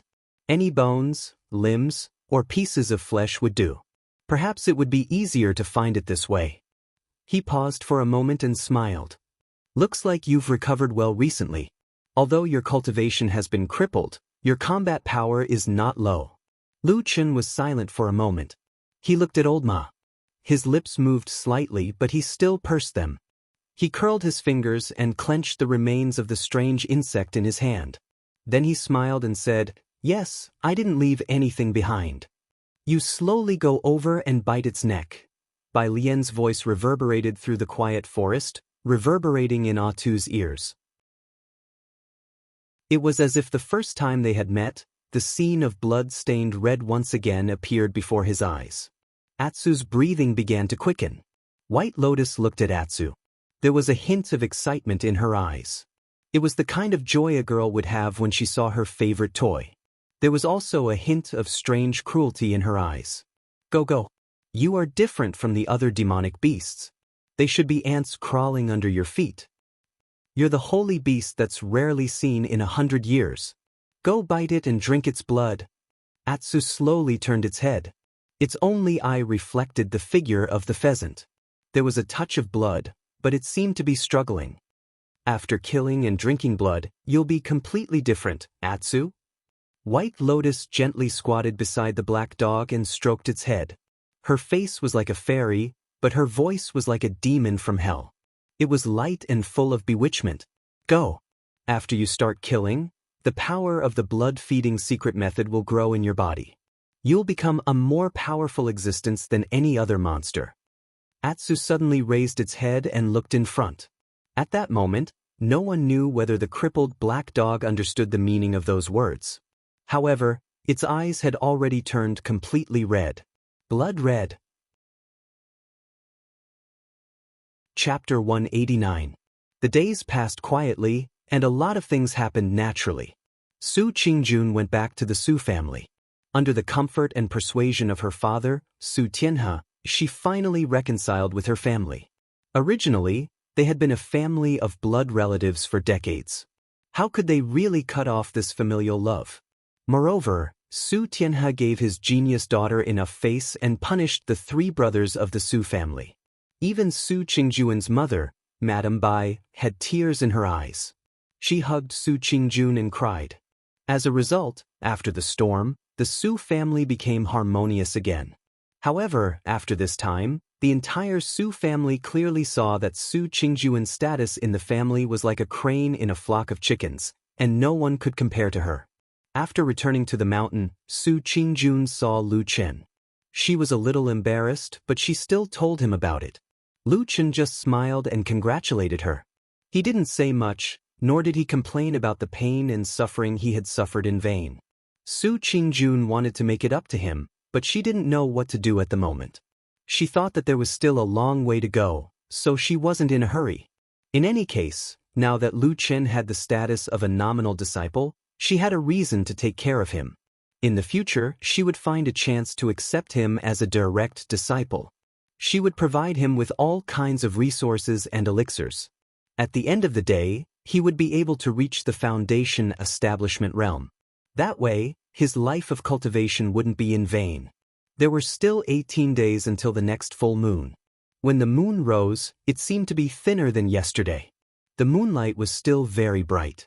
It shone on the windowsill of the wooden house on the Flying Goose Terrace like frost and snow. Lu Chen lay on the bed and quietly looked at the night outside the window. After a while, there was a slight movement in the darkness. Atsu walked over and leaned against him. He lifted his front feet and placed them on the windowsill. He also looked at the moon outside. The moonlight shone on the man and the dog, and it was as soft as water ripples. Lu Chen reached out to touch Atsu's body and found that the black dog was staring at the moon in the sky in a daze. Its only eye was shining with an inexplicable brilliance, like a black, transparent gem. There was a hint of loneliness in his gaze. He looked forward to it. Lu Chen looked at Atsu quietly and did not disturb it. After a while, Atsu turned around and looked at Lu Chen again. Under the moonlight, Atsu's single eye flickered and gradually became gentle. Then, it obediently lay down beside Lu Chen, snuggled up to him, closed its eyes, and fell into a deep sleep. Lu Chen closed the window and darkness descended upon the room. For a moment, he suddenly wished he had a mirror so that he could look at his own face and eyes. Because just now, he suddenly felt an inexplicable sense of familiarity from Atsu's gaze. It was just like him 10 years ago. These few days, when it was late at night, Lu Chen would secretly go out and walk through the mountain paths of the Kunlun Mountains in the dark, carefully testing the boundless darkness. However, the strange three-eyed strange insect never appeared again. That soul-stirring and dangerous encounter that night seemed to be an accident, or perhaps it was just an inexplicable coincidence. If it were not for the fact that Lu Chen was still holding a hard, charred stone in his hand, the scene that night might really be like a dream and not real. However, the rough feeling of the black stone in his hand kept reminding Lu Chen of the evil behind the stone. When it was late at night, when even Atsu was immersed in dreamland, Lu Chen quietly left Flying Goose Terrace and walked into the deep night. He did not tell Old Ma the whole truth about the strange three-eyed insect, especially when he had already killed such a monster. Because once he told him, it would inevitably involve the biggest secret in his body at the moment, the unprecedented black divine disk, and the horrible nature of robbing vitality to grow. He did not want others to know. Perhaps he had been a shadow for too long and was no longer used to trusting others. Even when it was Old Ma who he could entrust his life to, he instinctively wanted to keep the last bit of the secret, as if he was hiding his last trump card. If the strange three-eyed insect did not appear, the matter would have ended without a hitch. Perhaps it was really just a strange monster that came out of nowhere. However, could there really be such a coincidence in this world? In the vast Kunlun Mountains, the strange three-eyed insect did not look for anyone else, and it just happened to meet him? Lu Chen had been a shadow for many years, and he no longer believed in coincidences, including this time. Therefore, he had been thinking hard about this matter, thinking over and over again, trying to find out what was different about him or what was so eye-catching about him. But after thinking about it, he found that he seemed to have only one secret, which might be different enough to attract such a monster. It was still the mysterious black divine disk in his ocean of energy. That night, he pondered for a long time on the dark mountain path, then closed his eyes slightly to the night. The darkness surged around him like a tide, like the rising waves of the sea. When he opened his eyes again, the dark flames were already burning in his pupils. The silent black flames slowly burned on his body. At this moment, there was no longer the pain and despair of the past. The black flames seemed to have become a part of Lu Chen's body, swaying on his flesh. The night was as dark as ink, and the darkness rolled like a tide. This man stood in this dark night, as if he was roaring angrily at the boundless darkness in front of him, a call. Then, the night was cold, and the darkness was like an abyss. There was no response. Everything seemed dim and dull, only the feeling of loneliness still lingered around him. Lu Chen was a little disappointed, and he quietly let the black flames shrink back into his body and extinguish. But at this moment, his heart suddenly moved, and he looked towards the depths of the Kunlun mountain range. That was a distance that could not be seen, that was the most mysterious forbidden area of the Kunlun mountain range. There was a thick fog that did not dissipate all year round, and there were 4 strange mountain peaks floating in the sky. Passing through the darkness, passing through the mountains, an inexplicable throbbing suddenly surged from the void, as if someone was looking in this direction from afar, but it also seemed like nothing had actually happened. Lu Chen sensed that something was off. But that feeling disappeared in a flash, and did not even give him extra time to carefully savor it. It disappeared in an instant just like that. However, Lu Chen could already feel that something was different in this short period of time. Something was really over there, in that forbidden area, and it was resonating with the dark aura in his body. What kind of secret was hidden in this quiet and incomparably huge Kunlun mountain range? And this secret, could it be related to the spy of the devil cult? During the day, someone came to the Flying Goose platform and, despite Lu Chen's dissuasion, insisted on calling Su Qingjun out of the cave. Su Qingjun was a little unhappy. Of course, this was easy to understand. But very soon, the news brought by this person made Lu Chen and Su Qingjun a little startled. The case of He Changxing's murder, which had caused a sensation for a while but soon died down, suddenly stirred up waves after dragging on for such a long time. He Yi, who was entrusted by the sect masters to investigate this matter, was under great pressure, but still insisted on investigating to the end. Finally, he found something and began to take action. However, the first person he attacked still surprised most of the people. Because He Yi brought people to detain the 3 brothers of the Su family, Su Mo, Su Qian and Su Wen. Detaining them under the pretext of investigating the assassination of the devil cult was tantamount to suspecting that the 3 brothers of the Su family were not only related to He Changxing's death, but also possibly colluding with the devil cult. This accusation, or rather, this crime was too big and too heavy, so heavy that even the Su family could not bear it. So, the Su family quickly began to take action. They mobilized their informants in the Kunlun party, as well as some cultivators they were on good terms with, to inquire about the news. At the same time, they also tried their best to help the 3 brothers of the Su family. Among them, the most important was of course Su Qingjun, so the message brought today was to implore Su Qingjun to help as soon as possible. After listening to the news, Su Qingjun looked grim. She did not discuss it with Lu Chen, closed the stone door of the cave, and directly went down the mountain with the messenger.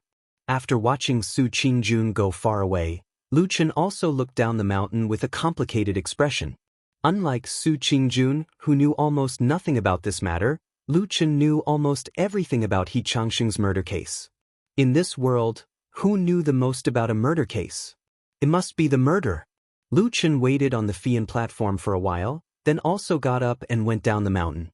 When the Fian platform quieted down, and there was only one dog left, Atsu looked a little anxious and irritated. It looked at the forest in the back of the mountain again and again. After a while, it slowly got up and walked in. There was a faint light in the forest, and Atsu could see its surroundings very clearly. As it walked, it heard the familiar chirping of birds. However, that day, Atsu did not meet White Lotus again. In fact, after meeting White Lotus that day, Atsu did not see her again. The little girl, who was only a little over 10 years old, seemed to be busier than most adults. Not seeing White Lotus, Atsu did not seem surprised, and even looked a little more relaxed. But soon, its body tensed up again, because it saw a little bird suddenly fly to the ground in front of the forest, using its beak to search for food in the thick layer of leaves. Almost without any hesitation, Atsu slowly approached it. Its figure and movements were almost silent, as if it was born to do so. Like a genius hunter, it slowly approached the bird. Suddenly, the black dog pounced on the bird, and before it could startle it, it bit its wing. Chapter 190. He Yi's sudden action seemed tough and abrupt, and his target was the Su family, a well-known aristocratic family in Kunwa City. Therefore, it was hard for people not to think of what happened to his younger brother, He Gang, some time ago. Revenge in public? Or was he deliberately framing others? All kinds of guesses and rumors quickly spread, but after Su Qingjun went down the mountain and met her father, she learned about it through her trusted subordinates in the sect, so she had a general idea of what was going on. First of all, he did take people to detain Sumo and the other two brothers of the Su family, but he only detained them temporarily. He didn't convict them, nor did he interrogate them by torture. In the words of the other side, he just asked them some questions. There was, of course, a world of difference between questioning and convicting them. Although the Su family was still indignant, they calmed down a little. As for why he didn't find anyone else but the Su family, the other side also gave a very powerful reason that made the Su family speechless. Before He Changxing's accident, the three brothers of the Su family had ganged up on and humiliated He Changxing in the fragrance garden. To put it bluntly, they beat him up and threatened him. Then, a few days later, He Changxing died. If this was not a big suspicion, then no one was more suspicious. When Su Tianhao and the others learned about this, they were also speechless for a long time. But after all, he was a blood relative of the Su family, so they couldn't really give up. Therefore, the Su family still tried their best to mobilize all kinds of connections in the Kunlun party to plead for him. But this method, which had always been successful in the past, ran into a snag this time. The reason was that he didn't fall for it, and the other virtuous elders in the sect declined one after another, unwilling to get involved in this trouble. For this reason, Su Qingjun even went to find her master, Masato Kihara, and the answer she got was, first, make it clear that if there was nothing wrong, nothing would happen, and they would let him go. Second, this matter was very troublesome. It was said that even immortals paid attention to it. Ordinary people, including Immortal Yuanying, didn't want to get into trouble. In a somewhat anxious and angry mood, the Su family secretly made up their mind to find trouble with Yi. But soon, their anger turned into surprise. The three brothers of the Su family had been questioned separately. Most of the time, the three of them could answer most of the questions. However, when he asked the crucial question, which was the night He Changxing died, where the three of them had gone, Su Qian and Su Wen both gave their own testimonies.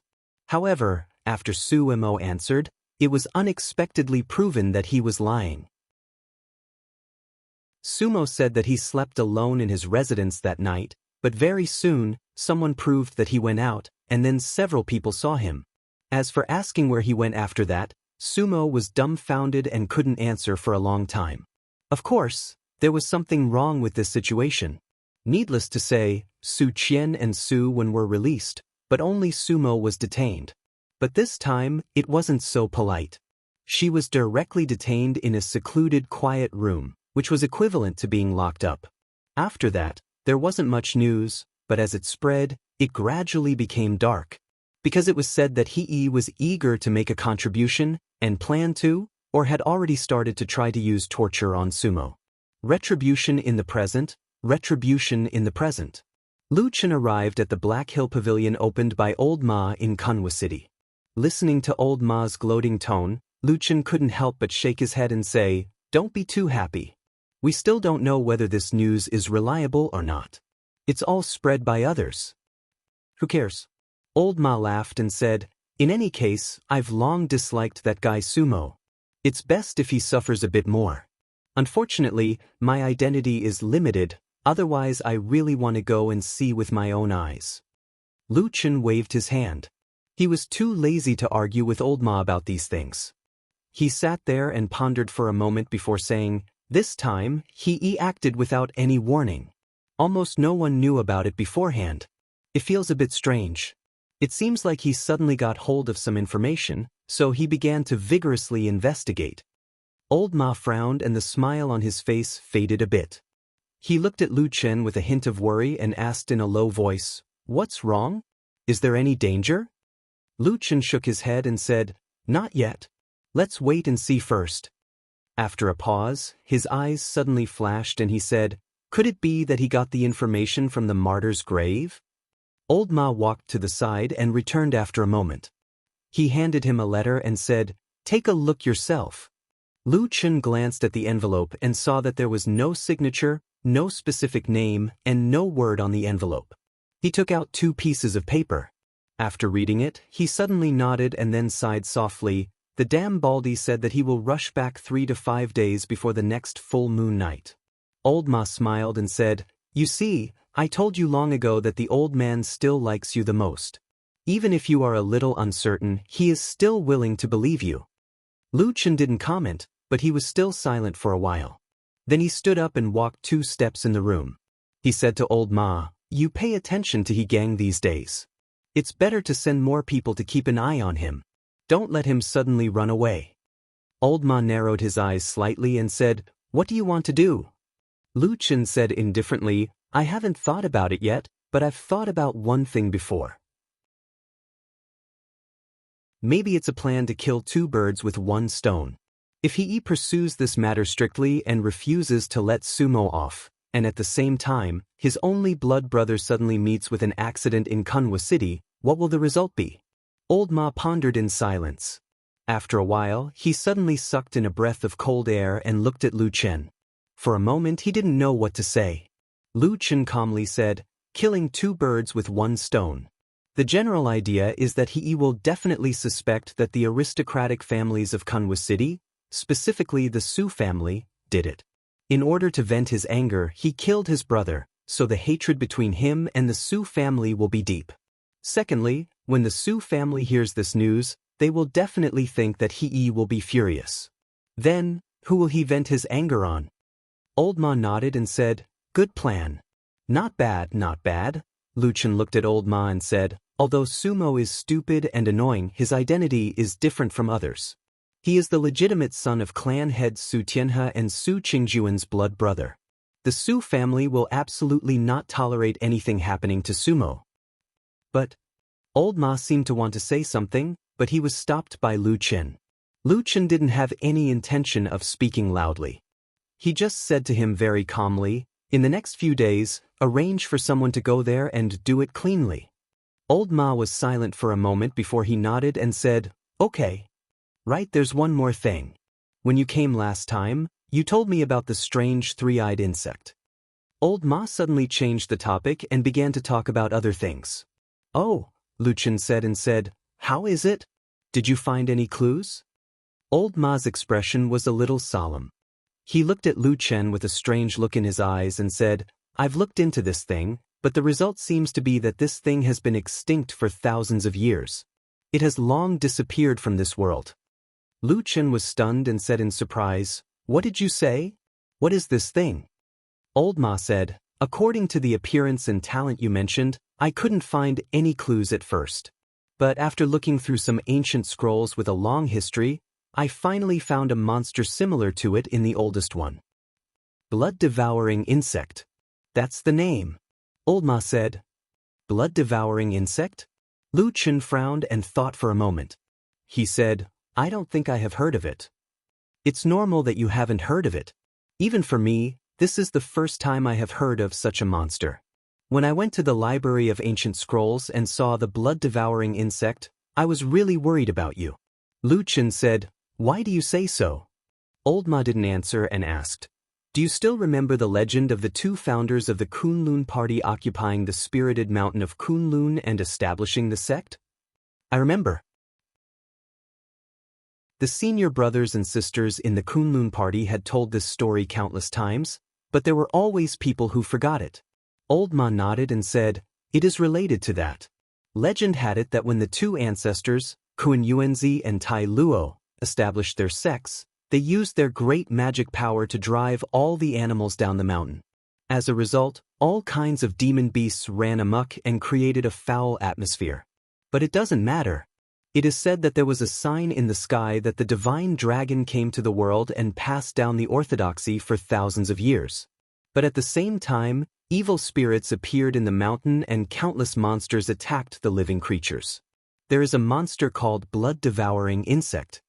Lu Chen frowned and asked, Since this thing is so terrible, why didn't the Kunlun party know about it?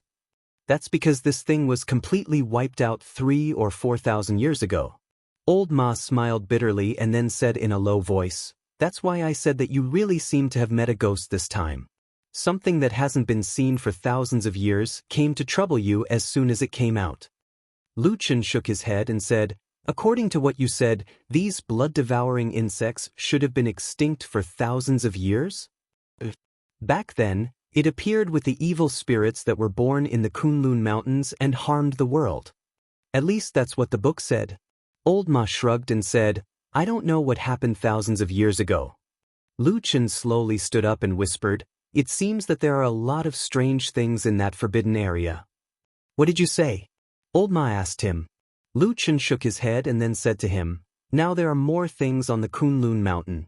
I may not be able to come down at any time these days. He gang, you can keep an eye on him. If you see any great opportunity, you can send him off yourself. I'd like to see if Yi's affection for his brother will be so desperate that he will completely fight with the Su family.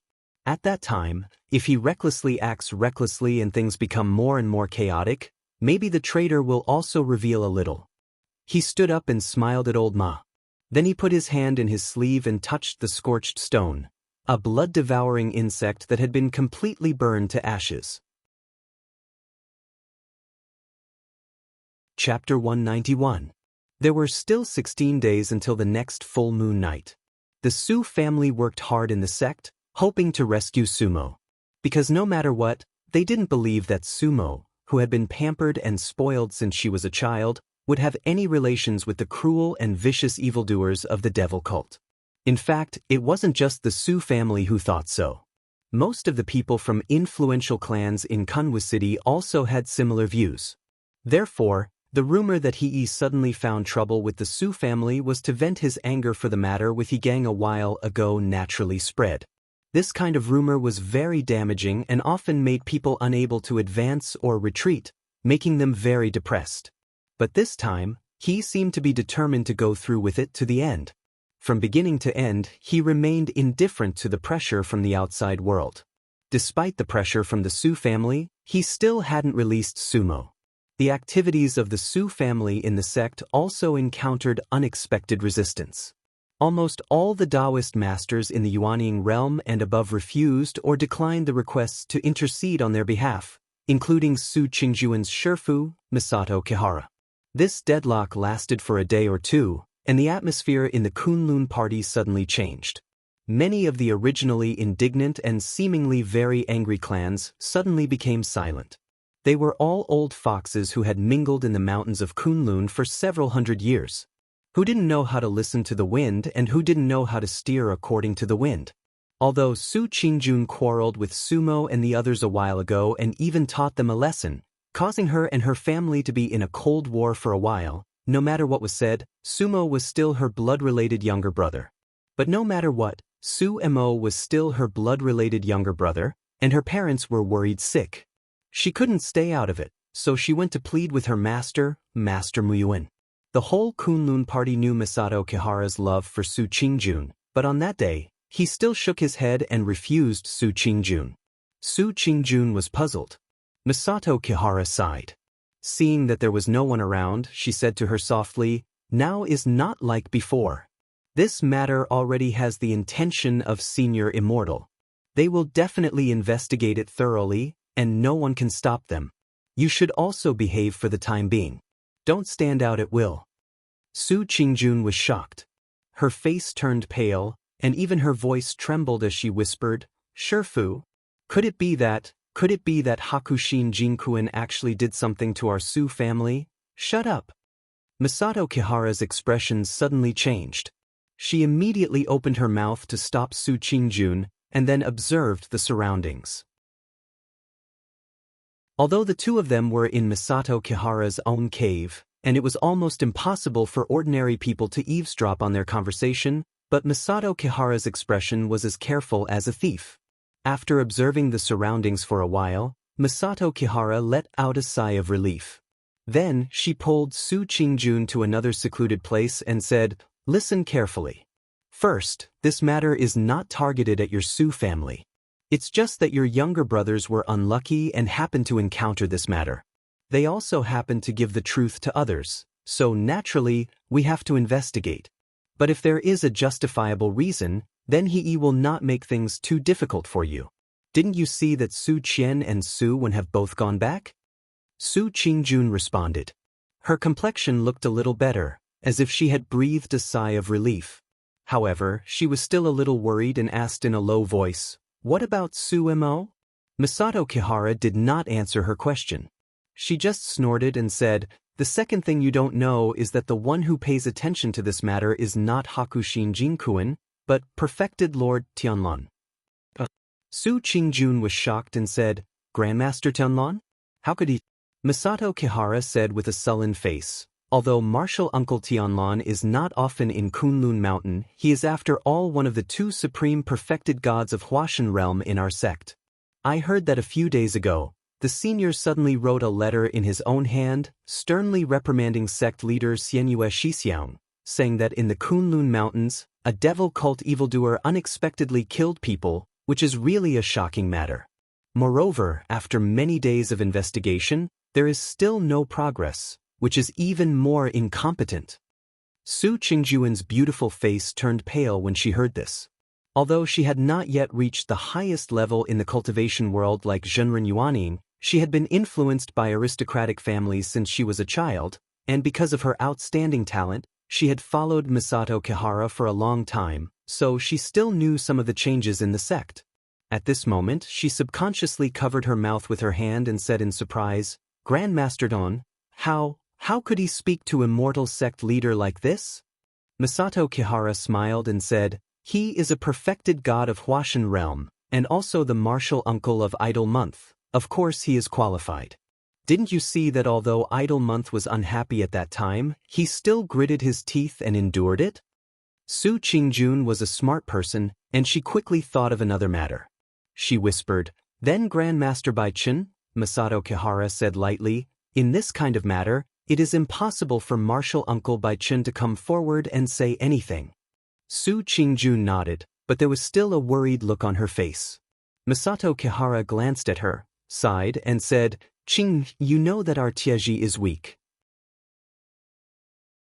Now there are undercurrents in the sect, and the open and secret struggles are all on the Kuenji side. Not to mention other things, just the two perfected gods, who are in the open and in the dark, are not people we dare to get involved in at all. Otherwise, if those two get angry, the consequences will be unimaginable." Su Qingjun nodded silently and didn't say anything else. Masato Kihara thought for a moment and comforted her, "But in my opinion, if your brother really didn't do anything, he will suffer a little at most. It shouldn't be a big deal." Su Qingjun suddenly raised her head and said, "Master, is that true?" Masato Kihara smiled and said, "Now that perfected god Tianlong has suddenly come forward to put pressure, even sect Master Idle Month Martial Uncle can't take it, let alone a little disciple. Therefore, they must give an explanation. Under such circumstances, They won't easily let off anyone who is even slightly suspicious, but they probably won't deliberately make a confession through torture. How can they fake it in front of a perfected god? So, he patted Su Qingjuan's shoulder and said gently, "Go back and tell the head of the Su family and the other family members that they have to temporarily endure it. It will be better after this period of time. Our Kunlun party is a famous sect with 5,000 years of history. The sect rules are strict, and we definitely won't wrongly accuse an innocent person." "All right," Su Qingjun said softly. These words were told by Masato Kihara to Su Qingjun in private. Many people who hadn't reached the level of perfected yuaning couldn't see it so clearly. This was the case for the Su family. However, after Su Qingjun brought back this news, the head of the Su family, Su Tianhe, made a prompt decision to immediately cease all activities and prepare to listen to Masato Kihara's advice. There were some twists and turns in the process.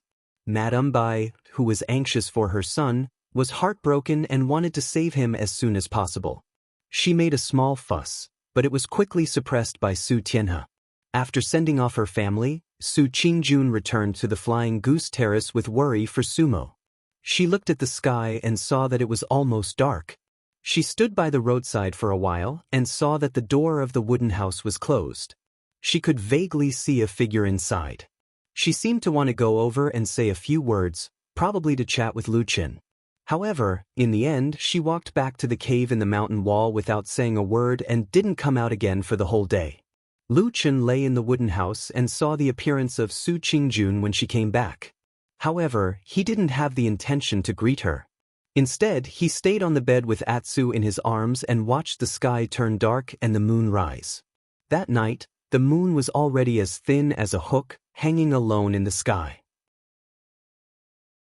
Atsu squatted on the bed beside him and looked up at the moon through the window, lost in thought. Lu Qin gently stroked Atsu's head. He didn't know when, but Atsu had fallen in love with the moon. It often stared at the bright moon for a long time, but it didn't howl at the moon like many wolves and dogs. It just silently looked at the moon, unusually quiet, but there was a strange aura emanating from its body, making people feel that it was different from the black dog in the past. The next day, the seemingly calm Kunlun Mountains suddenly stirred up waves. Before noon, Sumo, who the Su family was worried about, had not been released, but he sent someone to ask a few people to his place. These people, including Lin Kuangyi and Zhang Ji, were all at the scene of the dispute in the Liuxiang garden that day. After hearing this news, Lu Qin had a bad feeling. Sure enough, someone came to Fian platform in the afternoon. That person was a Kunlun disciple from the Heavenly Soldier Hall. In terms of seniority, he was He Yi's junior. When he came here, his words were polite, but his attitude was very firm. He invited Su Qingjun and Lu Qin to go with him to meet He. Everyone chatted. At this time, of course, no one was willing to chat with He. He said he was chatting, but everyone knew that he had a bad idea. If they were not careful, they might be detained, and the detained people would not dare to resist. First, there was the strict rules of the Kunlun party, and this matter was personally ordered by the sect leader to track down the evildoer of the devil cult. Behind this, there was also the figure of the high and mighty perfected deity of Huashan. Who dared to offend such a person? Lu Qin and Su Qingjun did not intend to resist. They happily agreed, and then followed the person to meet He. But in his heart, Lu Qin greeted the damn baldy many times in a friendly manner. Previously, it was only said that he detained people, but when they were really brought to the location, Lu Qin was stunned to discover that he had actually placed the place where the suspect was detained and interrogated directly in the martyr's grave at the back of the nameless mountain peak. When he saw that black courtyard and confirmed that it was the location, Lu Qin suddenly had a kind of secret delight in his heart. Staying in this kind of place and not letting go, that person called Sumo would most likely suffer a lot these days. Different from Lu Qin, Su Qingjun had never been here before. Looking at this gloomy place, Su Qingjun, like almost everyone else, revealed a disgusted and surprised expression. It seemed that she had never thought that on the Kunlun Mountain, there would actually be such a place. Although it was not fast, they still had to go. But when they were about to knock on the door, suddenly the black door outside the martyr's grave was suddenly opened. Then a person staggered out. His steps were somewhat unsteady. Looking closely, it was he. Chapter 192. Lu Chen and Su Qingjun were both taken aback. After looking at each other, they both stopped in their tracks. The Kunlun disciple who led the way was also taken aback. He hurriedly rushed over and supported He anxiously said, Xixiang, what happened to you? He waved his hand to indicate that he was fine. He then saw Su Qingjun and Lu Chen behind him and nodded to them. Seeing that his expression was generally normal, it didn't seem like something serious had happened. Su Qingjun and Lu Chen then walked over. Su Qingjun looked at He and frowned. Xixiang, what happened to you? Why do you look so pale? He smiled bitterly. He was about to say something when suddenly the others seemed to have sensed something. They all turned their heads to look in the direction of the black courtyard of the martyr's grave. They saw a gust of wind carrying bursts of smoke and dust suddenly soar into the air like an earth dragon, twisting in the courtyard. The sound of the wind was mournful. One could even faintly hear the sharp whistling sound of the air breaking. Even from far away, one could feel the strong spiritual power rolling near the wind vent. Lu Chen's expression changed slightly. Su Qingjun, who was next to him, also looked quite surprised. She said, "Someone is fighting inside?" Before her voice died away, the sound of the wind suddenly became 10 times stronger. It actually rushed directly towards the door. In an instant, sand and stones flew away. Su Qingjun's expression changed slightly in the wind. She suddenly reached out to grab Lu Chen's arm, intending to pull him back. Who knew that her grab would actually grab empty air? She looked back in surprise and found that Lu Chen was running much faster than her. In just a short while, he had actually fled several feet away. It was no wonder that she couldn't catch Lu Chen. Su Qingjun snorted. She glared at Lu Chen in annoyance and awkwardness. She followed him and mumbled, "His cultivation is not high, but he runs fast." Lu Chen's ears were sharp, and he actually heard these words. He smiled at Su Qingjun, who was walking over, and said, "I can't help it. It's not easy to get by in this world, and I don't have the invincible talent like you geniuses. Any one of you is enough to annoy us, the janitor disciples. So, you can do anything in cultivation, but you can't slack off in escaping. Look too much." Su Qingjun first smiled, then scolded him. On the other side, he took in the two's conversation and expressions. He seemed to be deep in thought, but his expression didn't change much. After a while, the wind gradually weakened, and the earth dragon in the air seemed to be affected by some powerful force. It twisted more and more, and then suddenly broke in the middle and fell to the ground. Then the wind stopped. A person walked out from the black courtyard, and it was Dongfang Tao. The darkness rolled and rolled behind him, and one could vaguely see another withered and skinny figure. It was the corpse watcher, but he clearly didn't have much interest in the people outside the cemetery. Since this figure had appeared, the people who seemed to have been in a fierce battle just now were naturally Dongfang Tao and the corpse watcher. This discovery shocked Lu Chen and Su Qingjun. It should be known that Dongfang Tao had broken through to the Yuanying realm and could be considered as another powerful figure in the Kunlun party. But the most surprising thing was the corpse watcher. Although he looked ugly and skinny, like a lonely old man, or like an old man who had been decaying for many years, from the situation just now, this corpse watcher must have used all kinds of strange secret techniques. Compared to a true Yuanying realm master, he did not seem to be at a disadvantage. Of course, why these two people fought, and why they suddenly stopped, was not something Lu Chen and Su Qingjun could guess. Dongfang Tao said something to the corpse watcher, and it seemed that he was a little angry. The corpse watcher also responded with a few words, and it gave off a somewhat strange feeling, which immediately made Dongfang Tao angry again. But even so, in the end, Dongfang Tao actually suppressed his anger and left the back of the dark mountain peak. On Dongfang Tao's way out, He, Su Qingjun, and Lu Chen all lowered their heads and bowed to him. Dongfang Tao did not pay much attention to these young people, and at most nodded at He as a sign of respect. Watching Dongfang Tao swagger off, Lu Chen and Su Qingjun finally reached the edge of the doorway. He was one step ahead of them and rushed into the courtyard first. He looked at the corpse watcher and said, "Senior, look, you guys do what you need to do, don't mind me." The corpse watcher said coldly, then turned around and walked into the darkness, looking completely different from usual. He let out a long sigh and turned to greet Su Qingjun before chatting idly. Lu Chen listened on the side, as if he did not exist. After some hypocritical pleasantries, Su Qingjun asked "Senior brother why did you call us over?" He waved his hand and said, "It's not a big deal. It's just that Changxing's death was very tragic and some higher-ups in the sect couldn't stand it, so they gave the order to thoroughly investigate the matter." He paused for a moment, and his smile was a little modest, but also a little depressed, so much so that no one could tell what he was thinking in his heart. "It just so happens that the two of you were in the flowing fragrance garden that day, and were also there when the quarrel happened."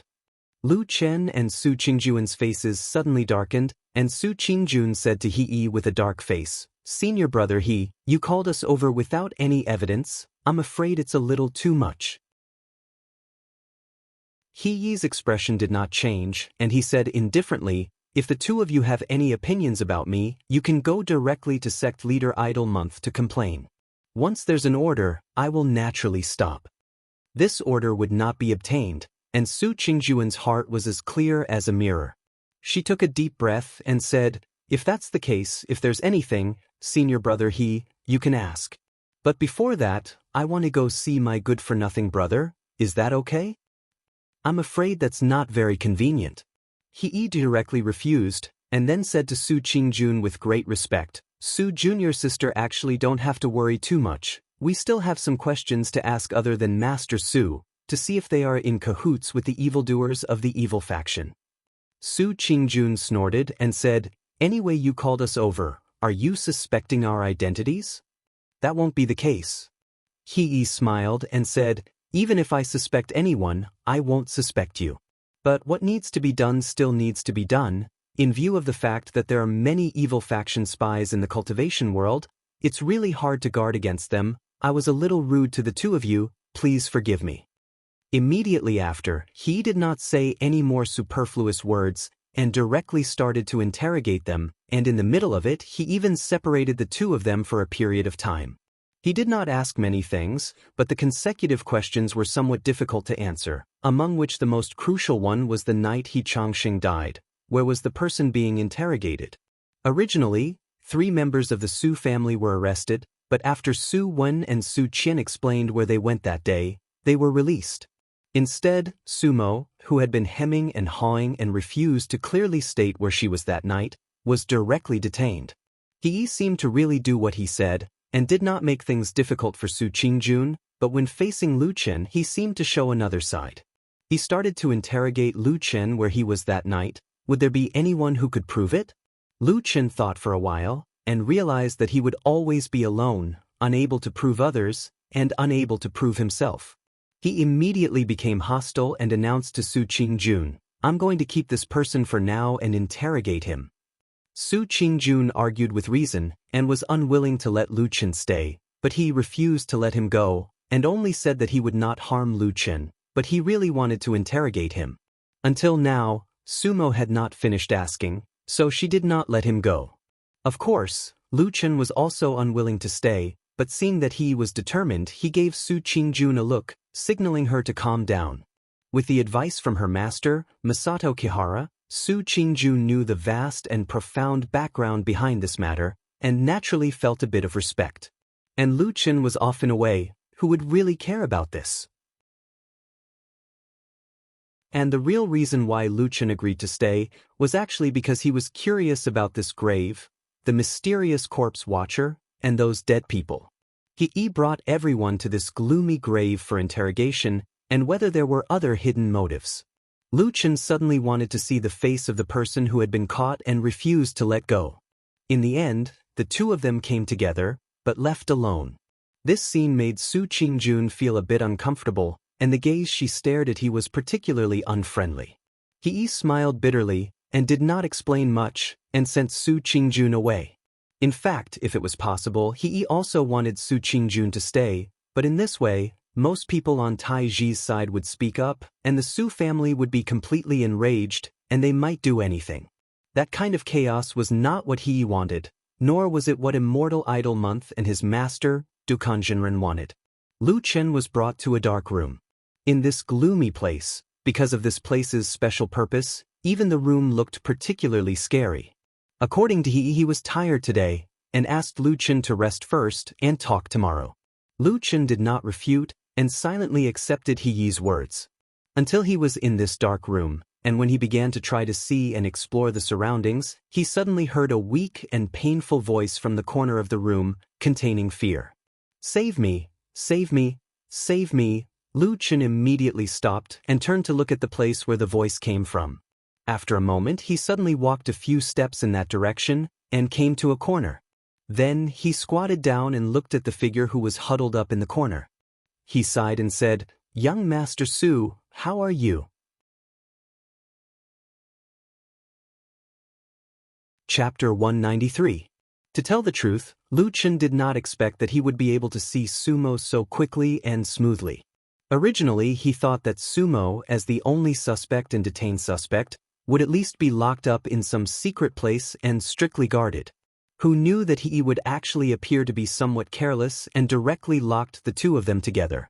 This action was not normal, or it should be said that it was not normal at all.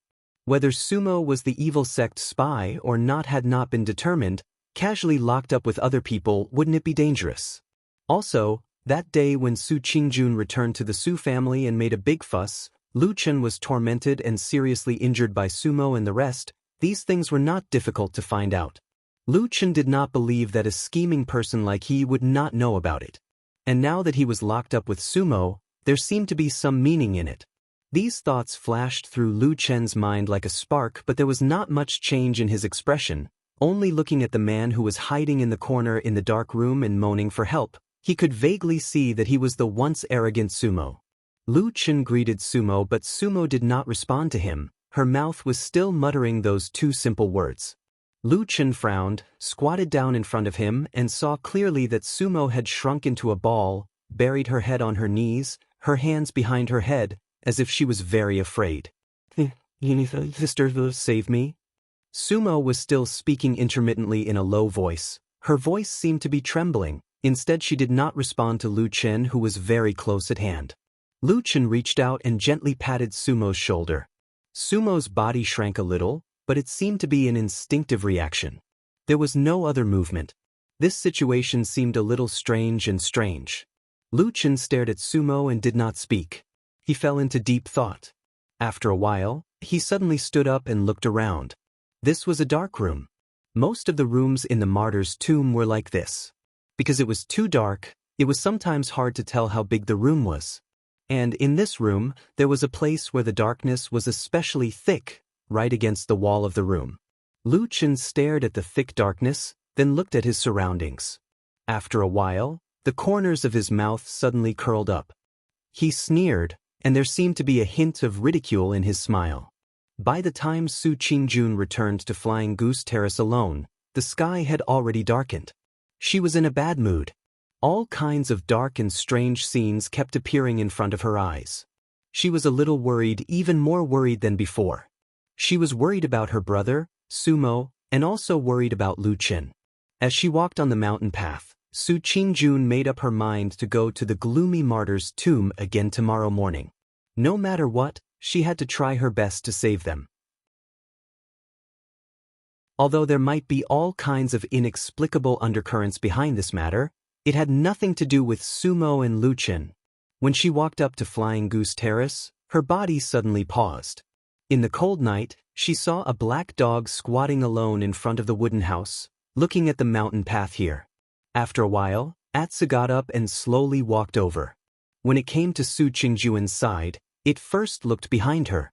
When it found that there was no one there, Atsu raised its head to look at Su Qingjun and softly barked.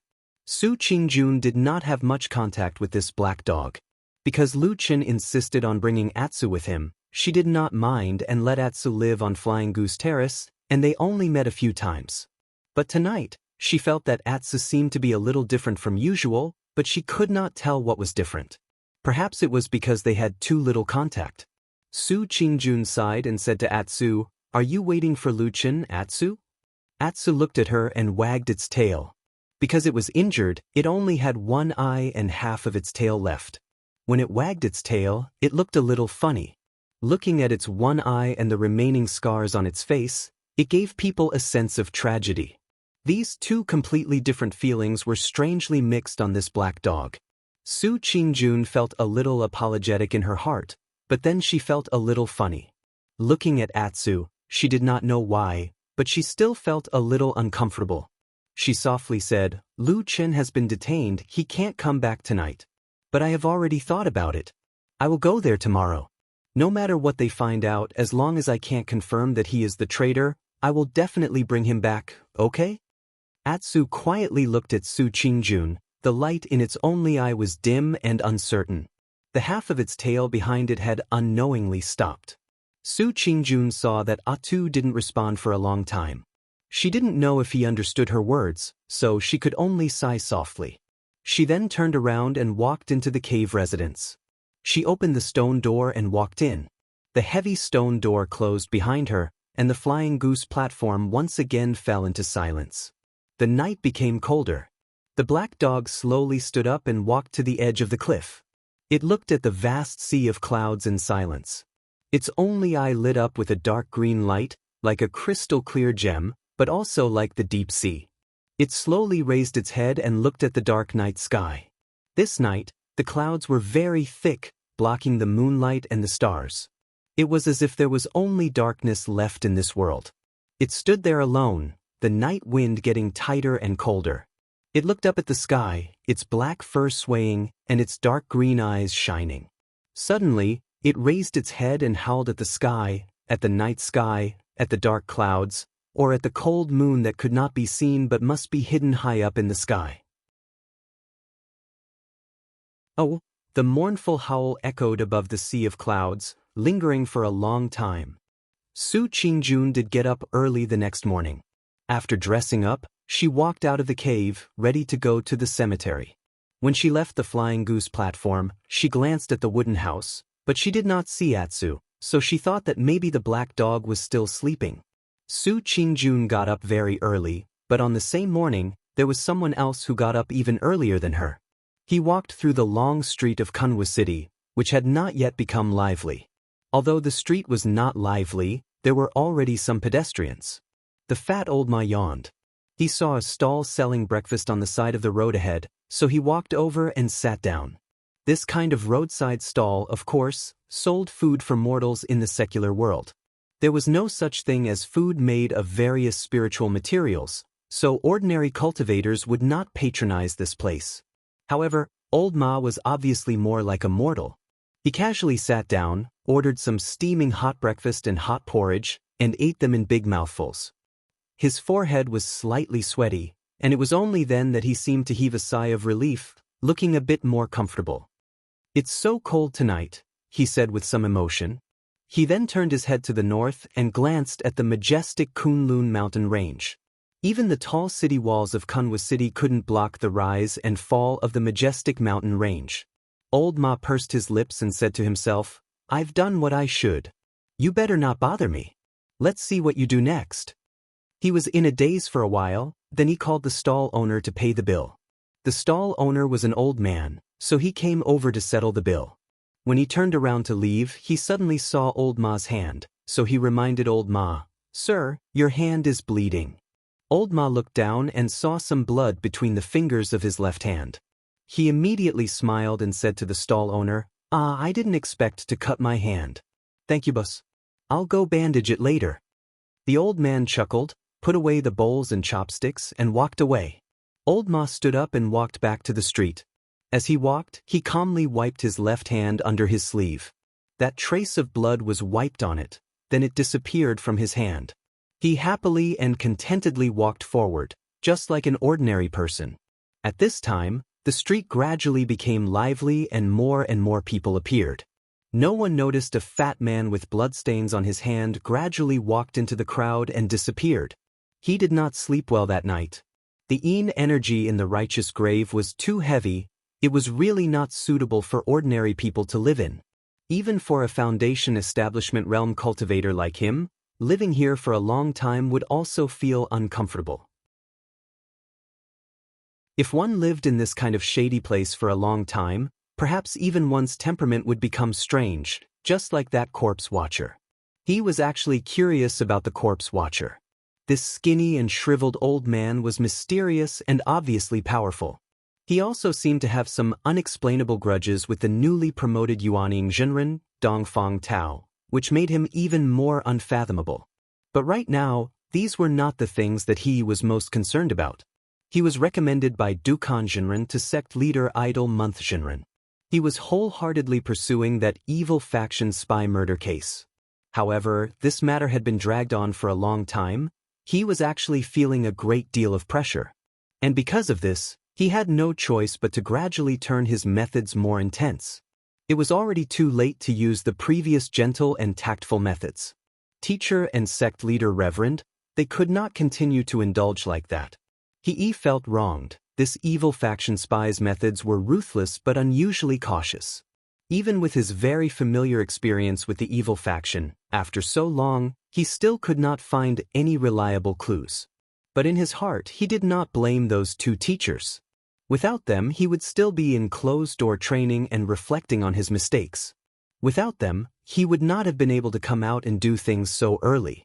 He even felt a little ashamed and felt that he had let down his teacher and sect leader Reverend. So, today, he felt that the reason why he could not calm down last night was because he did not do a good job. Then today, he must think of a way to carefully interrogate the two people who were currently detained, and strive to find out something. If there were any results, based on this merit, he would definitely be able to let his younger brother, He Gang, return to the Kunlun party. When he thought of this, his somewhat heavy heart lightened up a lot. When he strode out of the room, he probably thought of his younger brother. The corners of his mouth carried a trace of a smile. But the moment he walked to the courtyard, he was suddenly stunned. On the grave's black main entrance, the room door was opened, but he did not know when, but there was a black dog standing outside. The black dog was staring at him. Chapter 194. Of course, he had never seen one before. Or rather, even if he had, he would not have cared about such an ordinary black dog. However, when he saw the black dog, he was still slightly shocked. He was curious as to why a dog would appear in such a shadowy place where all living creatures and creatures avoided it. He was also surprised at the mutilations and scars on the black dog's body. This was a dog that had clearly been severely injured. Not only was it covered in scars, its one eye and half a tail made it even uglier and more frightening. He was also a normal person. When he first saw the black dog, he frowned and his eyes were filled with disgust. However, very soon He's gaze changed slightly and his expression softened. This change was not because he had suddenly become kind and compassionate, but because he had suddenly thought of his younger brother, He Gang. Because he had been surrounded by a pack of black jackals in the disorientated lands, He Gang had been severely injured and disfigured.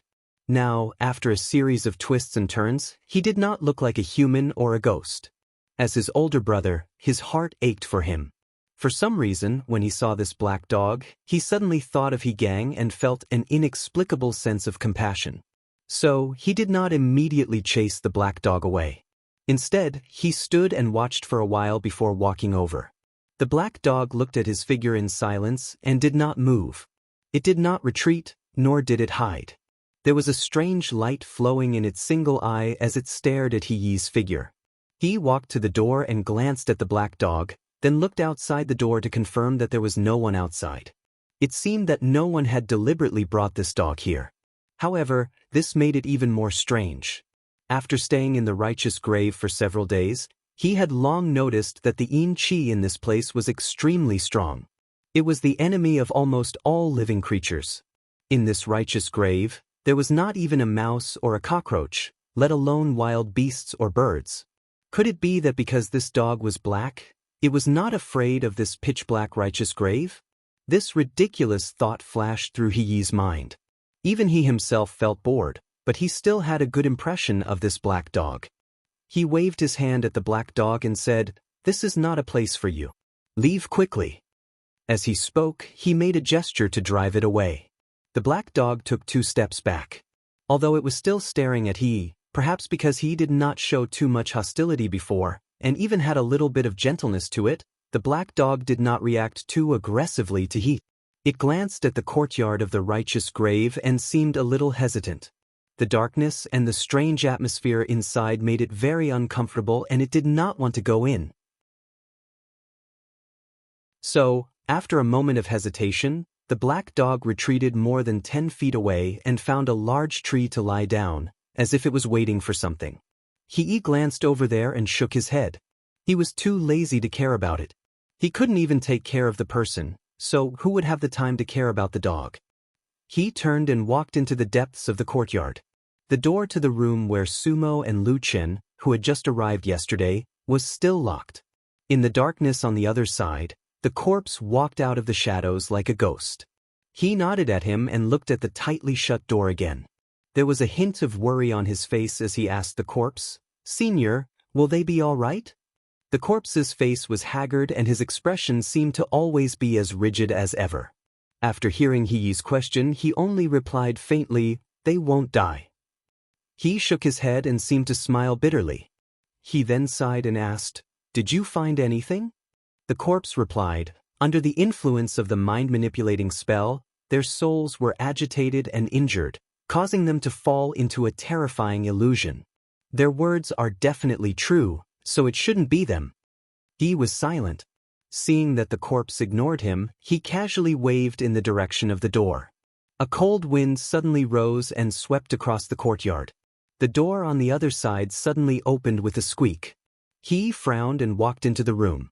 After a while, he dragged 2 people out, 1 in each hand, and placed them on the ground. The 2 people were, of course, Sumo and Lu Chen. Between the two, Lu Chen's face was ashen and his eyes were lifeless. He sat on the ground with a blank gaze, unable to even focus on He and the corpse. Occasionally, he would mutter a few words in a low voice, but it was unclear what he was saying. As for Sumo, his condition was even worse than Lu Chen, probably because he had stayed here for a longer period of time. His entire person looked like an idiot, drooling and his eyes slanted. He looked completely different from that young master from before. He took a glance at Lu Chen and then most of his attention was still on Sumo. After watching for a long while, he suddenly stood up and said to the corpse, "Senior, this time many thanks for your help. But I think this matter should end here. As for how to track the evil sect's evil people, I will think of a way myself." The corpse's expression did not change. He only glanced at him and coldly said, "I owe you a little favor, that's why I helped you. Since you don't need it, naturally I won't care anymore." He sighed and said, "The main thing is that Senior's mind-manipulating spell is really too overbearing. I'm afraid if this goes on, these 2 people's minds will be completely destroyed. That odd job disciple doesn't matter, but Sumo is after all a person with a family background. It's not good to mess around. As you wish. But remember, after this time, don't come and bother me again." The corpse said indifferently, then he turned around and walked into the depths of the courtyard. Before he left, his ghost claw-like palm waved at Sumo and Lu Chen. A few rays of gray light floated up from their bodies and followed him into the darkness. Sumo and Lu Chen's bodies suddenly shook. A moment later, their heads tilted and they both fainted on the ground. He walked over to take their pulse. He felt that these 2 people's pulse had gradually calmed down. He nodded his head in relief. After all, the Kunlun party was a place with rules. It did not allow him to act recklessly. If he really wrongly accused a good person and killed someone, even his master and the sect leader might not be able to protect him. After the mind-manipulating spell was lifted, between Sumo and Lu Chen did not seem to have changed much. On the other hand, Sumo's complexion was much better. At least the idiotic look of her crooked mouth and slanted eyes was gone. Her facial expression gradually returned to normal, but she still did not look too good. After about an hour, He suddenly heard a call from the entrance of the martyr's tomb. "Senior brother He." He turned around and saw Su Qingjun standing at the doorstep with a solemn expression. She was looking in his direction. Then, her gaze fell on the two people lying on the ground. She immediately looked surprised and worried. He cupped his hands at her and said, "Good morning, junior sister Su." Su Qingjun walked over slowly. She seemed to still be suppressing her emotions to keep calm. She said, "What happened to them?" He said, "They were just released to get some fresh air." Su Qingjun's expression turned cold. She said, "What did you do to them?" He shook his head and said, "I didn't do anything. But I have already asked what I needed to ask. The two of them should have nothing to do with He Changxing's death. So when they wake up later, you can take them back." Su Qingjun was startled. Then, her face revealed a happy expression. At this moment, there was a sudden groan from the ground. Lu Chen was the first to wake up. Not long after, Sumo also woke up. He looked around blankly. His eyes were still a little scattered. After a while, he seemed to suddenly find Su Qingjun. His expression suddenly changed. He rushed over and hugged Su Qingjun. He shouted, "Sister, sister." Su Qingjun showed a pained expression. She reached out and patted his back to comfort him. At the same time, she looked at Lu Chen. She found that although Lu Chen's expression was a little strange, he could still control himself. He stood up shakily. Their eyes met. Lu Chen grinned, indicating that he was fine. Su Qingjun took a deep breath. She looked at He and said coldly, "Senior brother He, since you are fine, can we go?" He nodded and said, "Forgive me for not seeing you off." Su Qingjun supported Sumo. Lu Chen also looked a little weak, but he still walked alone. When they walked out of the gate of the martyr's grave, a black shadow suddenly walked out from a corner in front of them. The black dog stood quietly on the side of the road. It did not look at Su Qingjun and Sumo. It only looked at Lu Chen. Then, it gently wagged its tail and walked towards Lu Chen. When Lu Chen saw Atsu, his expression changed slightly. He then glanced at Su Qingjun. Su Qingjun shook her head and said, "I didn't bring it here. I don't know how Atsu came here by itself." After a moment of silence, Lu Chen nodded and said, "I know. You can go first. I'll go back to the Flying Goose Terrace later." Su Qingjun hesitated for a moment. But Sumo's situation was indeed worse. She also had to send him back to the Su family in Kunwa City as soon as possible, so she couldn't care about Lu Chen now. So, in the end, she softly said, "I'll take Sumo back. After I settle him down, I'll come back to see you as soon as possible." Lu Chen smiled and said, "I'm fine.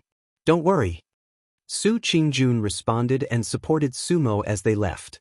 In the martyr's grave, the aura of darkness seemed to be everywhere, lingering around him and Atsu. Lu Chen squatted in front of Atsu and looked at Atsu. Atsu's only eye was also looking at him. He didn't know why, but he felt that the light in Atsu's eyes was somewhat different from before. But he didn't care. He just smiled and stroked Atsu's head, saying, "You've become smarter, stupid dog." Atsu silently shook its head. Lu Chen stood up and said to it, "Let's go home." The man and the dog walked outside. Just as they were about to walk out of the darkness, an anxious figure suddenly ran over from a distance. His face was filled with anger and anxiety. He rushed past them and ran into the depths of the darkness. Lu Chen's footsteps paused, and he turned around to look at that person's back. Then, he expressionlessly turned around and continued to walk out, stepping into the warm light.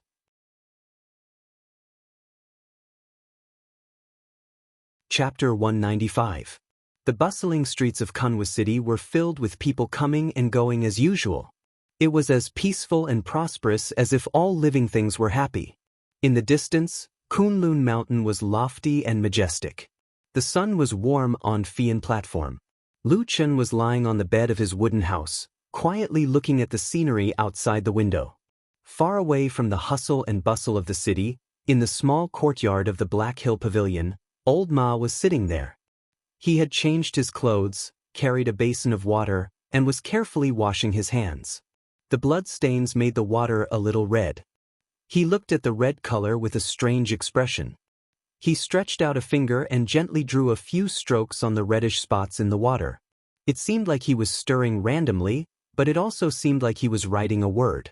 Faint traces of blood gently circled around his fingertips, floating and dispersing in the water, so that the word couldn't take shape. Soon, even the blood itself disappeared. Old Ma raised his head and looked at the sky. After a moment of silence, he pulled a piece of cloth from the side and carefully wiped his palm clean, not leaving the slightest trace. The morning wind blew through Jianghu City, bringing with it a slight chill. A group of people gathered outside the gate of a certain house. There was a faint smell of blood in the air. It was coming from that house. The crowd of onlookers looked a little excited, as if they had lived ordinary lives for too long and finally had a lively scene to watch. However, from beginning to end, no one tried to enter the courtyard. Who was a fool these days? Being wise to stay out of trouble was the right thing to do. Later, a figure suddenly flew over from afar and rushed into the house like an arrow leaving the bow. Because his speed was so fast, there was even a sharp whistling sound as he broke through the air, making people unable to clearly see his figure and face. Immediately after, several figures rushed over and landed at the gate of the house. The difference was that they all clearly appeared in front of the crowd. The crowd of onlookers suddenly became restless because the people standing guard in front of the gate were cultivators wearing the uniform of Kunlun party disciples. The person who rushed in the front with the fastest speed was he. The place he rushed into was the residence of his younger brother, Jianghu, several times before. When he received the news and rushed here, when he smelled the faint smell of blood, his heart slowly sank until he rushed into the courtyard and saw the bloody scene. Jianghu was lying on the ground in the middle of the courtyard, already dead. There was also a blood stain on his side, from his bedroom to the place where he died. It seemed that he had struggled to crawl from there. He had lost a lot of blood, so his skin looked a little pale, which made his already disfigured face look even more terrifying. Jianghu's eyes were still wide open, as if he had died with a grievance, but no one knew what he had seen before he died. He stood there stiffly, looking at the corpse on the ground in a daze. Just a few days ago, he was still sitting together with him, looking forward to the beautiful days in the future, and even exaggeratedly thinking about what kind of good sister-in-law he should find for his brother in the future. Sometimes, he really thought that he and his younger brother could live well like this, that he would become successful and famous, that he would be successful in his cultivation, and that he would take good care of him for the rest of his life. The past flashed past his mind like scenes from the lonely childhood, the brothers who depended on each other for survival, to supporting each other for so many years, from when he was young to now, from when he was young to when he was mature. The only thing that never changed was his smile, Big Brother. At this moment, like a death knell, the sound of Big Brother rang again and again in his ears. He only felt that his heart was beating crazily, as if it was about to explode. He thought that he was going crazy, shouting and yelling, but in the end, he could not make a sound. He just staggered forward, and then knelt down beside his younger brother's corpse. The smell of blood assaulted his nostrils. He suddenly felt like vomiting. His hand trembled a little, and he slowly reached over and gently touched Jianghu's head. His younger brother's head shook slightly, but there was no reaction. Where he touched it, his fingertips felt a trace of coldness that seemed to seep into his bones. He clenched his teeth, his mouth silently contorting for a moment. Then he lowered his head, his entire body tensed up and trembled. He forcefully swallowed all the anger and pain. He's dead, he's dead, he's dead. There was a bitter smile on his face, but there were no tears, only desolation. Then he gently used his hand to wipe his younger brother's eyes, wanting him to at least rest in peace, but after trying a few times he found that the eyes could not close. He slowly retracted his hand. "All right," he said softly, "just open your eyes. Big Brother promises you, I will help you get revenge." Jianghu's face did not change. The matter of having a spirit after death seemed to be just a legend after all. He lowered his head and was silent for a very long time. Then he quietly began to help his younger brother tidy up his body, smoothing his clothes and straightening his body. Then he found that Jianghu had a hand under his body. He tried to pull his hand out, but when he flipped over Jianghu's body halfway, his body suddenly trembled, and his movements abruptly stopped. After a moment, he relaxed his movements, lightly pulling Higang's body to the side, revealing the piece of ground he was originally pressing down on. One of Higang's hands was still there, his fingers stained with dark red blood, using blood to write a crooked and terrifying character on the ground. Su! That crooked character was like a sharp blade that was stabbed into his chest, that dripping blood, imprinted in his eyes like a burning scarlet flame. He stared at that character, the muscles at the corners of his eyes twitching slightly. At this time, the sound of footsteps came from behind him. It was the junior brothers that he brought with him walking in. He seemed to want to say something, but he quickly closed his mouth. A trace of a desolate smile appeared at the corners of his mouth, and then it quickly disappeared. His face became gloomy, and in the end, indifferent. He stood up, and with a step, he stepped on that character. The several Kunlun disciples next to him walked over. When they saw the bloody scene, they all had frightened, angry, and unbearable expressions on their faces. One after another, they came up to comfort He slowly nodded, and without saying anything else, he only said in a soft voice, "Thank you, junior brothers, for helping me." As he said this, he slowly walked forward, but as he lifted his foot, there seemed to be an infinitely heavy pressure on his shoulder. When he took a step forward, a dazzling trail of blood appeared under his foot, and it was a bloody mess. Some people helped him to the side to rest, while others sighed and prepared to clean up the mess. In the middle of it all, they glanced at the ground. In the middle of it, there was nothing but fresh blood on the ground. Only when the sun shone down, it illuminated the bloody and tragic shadow. There were still 13 days until the next full moon night. There was some turmoil in the Kunlun party, and it was about his only relative, his younger brother, Higang, was suddenly killed in Kunwu City, and his body was thrown in the courtyard. When the news came, he was so grieved that he almost couldn't do anything, so the murder case of He Changxing, which caused a lot of trouble, suddenly quieted down. Dukan Jinren, who cherished his disciple, once again summoned He back in the name of closed-door meditation. He went to the sect master, Reverend Idle Month, to ask for forgiveness, and took all the responsibility. But Reverend Idle Month was also open-minded and didn't really pursue the matter. In any case, they were all from the same sect. If someone was to blame, they could only blame the devil cult's evil man for being too treacherous and cunning. It was just that in the sect, everyone seemed to hate the devil cult to the bone and felt indignant about the injustice, but in private, there were some whispers that couldn't be brought to the surface. Higang didn't die earlier or later, but he died when he was investigating the murder case on a large scale, and he died after he detained the Su family. The water was deep. Many people said so with a meaningful smile on their faces. The Su family, on the other hand, remained silent.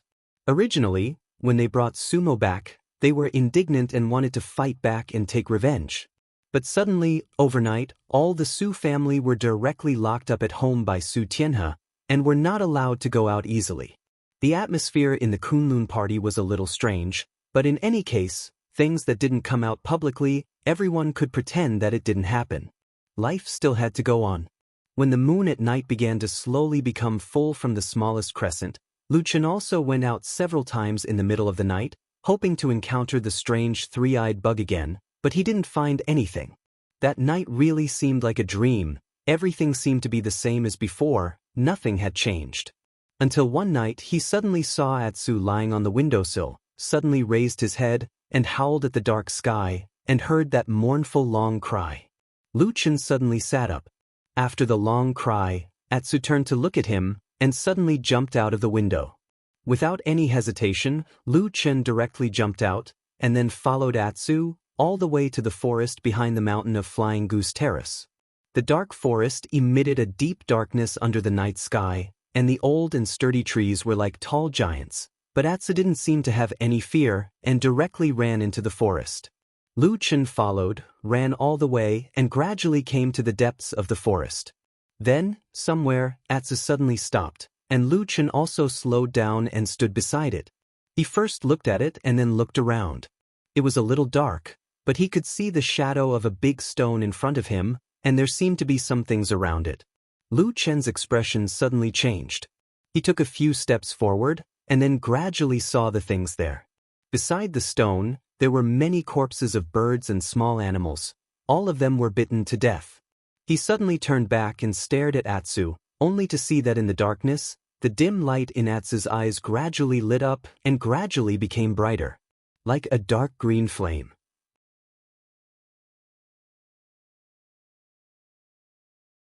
Chapter 196. Lu Chen's eyes met Atsu's. In this quiet night, in this dark forest, there was a night wind blowing above the trees, and there was a slight rustling sound of the branches and leaves swaying. There was also a glimmer of light, like a green flame, much brighter than the eyes he had seen in the past. There was not much smell of blood around, even if there were many corpses of birds and beasts. Perhaps the blood had dried up after a long time. There was a low gasp from Atsu's mouth, as if it was hiding a trace of pain. Its eyes began to change, with a hint of madness, as if at this moment, there were suddenly two thoughts suddenly colliding in its mind, tearing at each other crazily. The green light also became unstable, sometimes bright, sometimes weak, like a candle flame swaying in the wind. Lu Chen looked at it quietly, his face cold, and there was a trace of coldness in his eyes. But this night, Atsu seemed to be really different from before. It was struggling, fluctuating between quiet and violent emotions, and the darkness around it gradually became turbulent, surging wave by wave. In the quiet forest, it seemed that even the sound of a needle falling on the ground could be heard. No one would have thought that in this quiet night, they would suddenly confront each other here. The darkness gradually gathered into a tide, and wave after wave washed over. The green flame in Atsu's eyes became brighter and brighter, as if it was going to explode in the next moment. The mountain forest seemed to be silent. All the creatures were holding their breaths, and even the trees were cowering. Only in the depths of the darkness, in a ghostly place, there seemed to be a demonic gaze staring at this place, revealing a look of excitement. Suddenly, Lu Chen suddenly turned around, and without any warning, rushed into the darkness on the other side of the forest. Atsu, who was squatting and growling in a low voice, suddenly raised its head, and the green light in its eyes flickered, as if it was a little shocked at this moment. In the darkness, it was as silent as the sea, but after a moment, the darkness suddenly burst like a raging wave, and suddenly scattered. Low roars and sharp whistles mixed together, and all kinds of strange sounds with a creepy aura burst out. Even Atsu subconsciously took 2 steps back, and at the same time, it seemed that its attention was diverted, and the green flame in its eyes slowly dimmed. Bang! Someone groaned in pain in the darkness. 2 figures were thrown out together, but they did not separate in midair. Instead, they were still fighting, and the various moves they used were all extremely vicious and merciless. Every move was fatal, and every move was bloody. The figures descended from the sky. One of them was Lu Chen. At this moment, black light flashed in his eyes, and his aura was completely unleashed. It was filled with a chilling killing intent. The normally harmless errant disciple was nowhere to be found. Right now, he was clearly a cold-blooded killer. And opposite him was a petite figure, who clearly had an unearthly beautiful face, but the ruthlessness of her attacks was like the most terrible evil spirit. It was White Lotus. The battle between these 2 people was practically a repeat of the last time. They didn't possess any of the dignity and grace of cultivators, and all they utilized were ruthless, sinister, and ferocious methods. They stopped at nothing for the sake of killing each other as soon as possible. Blood instantly flew, and drops of blood stained the white and beautiful face of White Lotus, like the red dew on the beautiful flower petals in the morning, and it was shocking. When she fell, she had already scratched Lu Chen's chest, and her white fingertips instantly whistled up with wind and snow, and in just a moment, she had already pierced Lu Chen's chest. However, the wind and snow only stopped here, because almost at the same time, a hand rushed out from the darkness like an evil spirit, and had already grabbed White Lotus's slender neck. Lu Chen was like a roaring evil spirit, wildly rushing up, and White Lotus moaned in pain. Her fingers trembled, and the ice and snow exploded on Lu Chen's chest, and the countless fragments of ice crystals all turned the color of blood. Lu Chen let out a low roar, and his face twisted, as if his whole body had fallen into an ice cellar. But at this moment, it seemed that all the blood in his body was cold, and he was isolated from all the pain, ignoring it. Those 5 terrible fingers flickered with black flames, and in an instant, they burned into White Lotus's flesh and blood. White Lotus screamed, and her whole body was grabbed by the neck by Lu Chen, and with a loud bang, her body heavily hit the trunk of a large tree. Suddenly, the surroundings trembled, and countless leaves fell like rain. The murderous rain in the darkness. It was as if the air had suddenly quieted down, and all the noise had died down.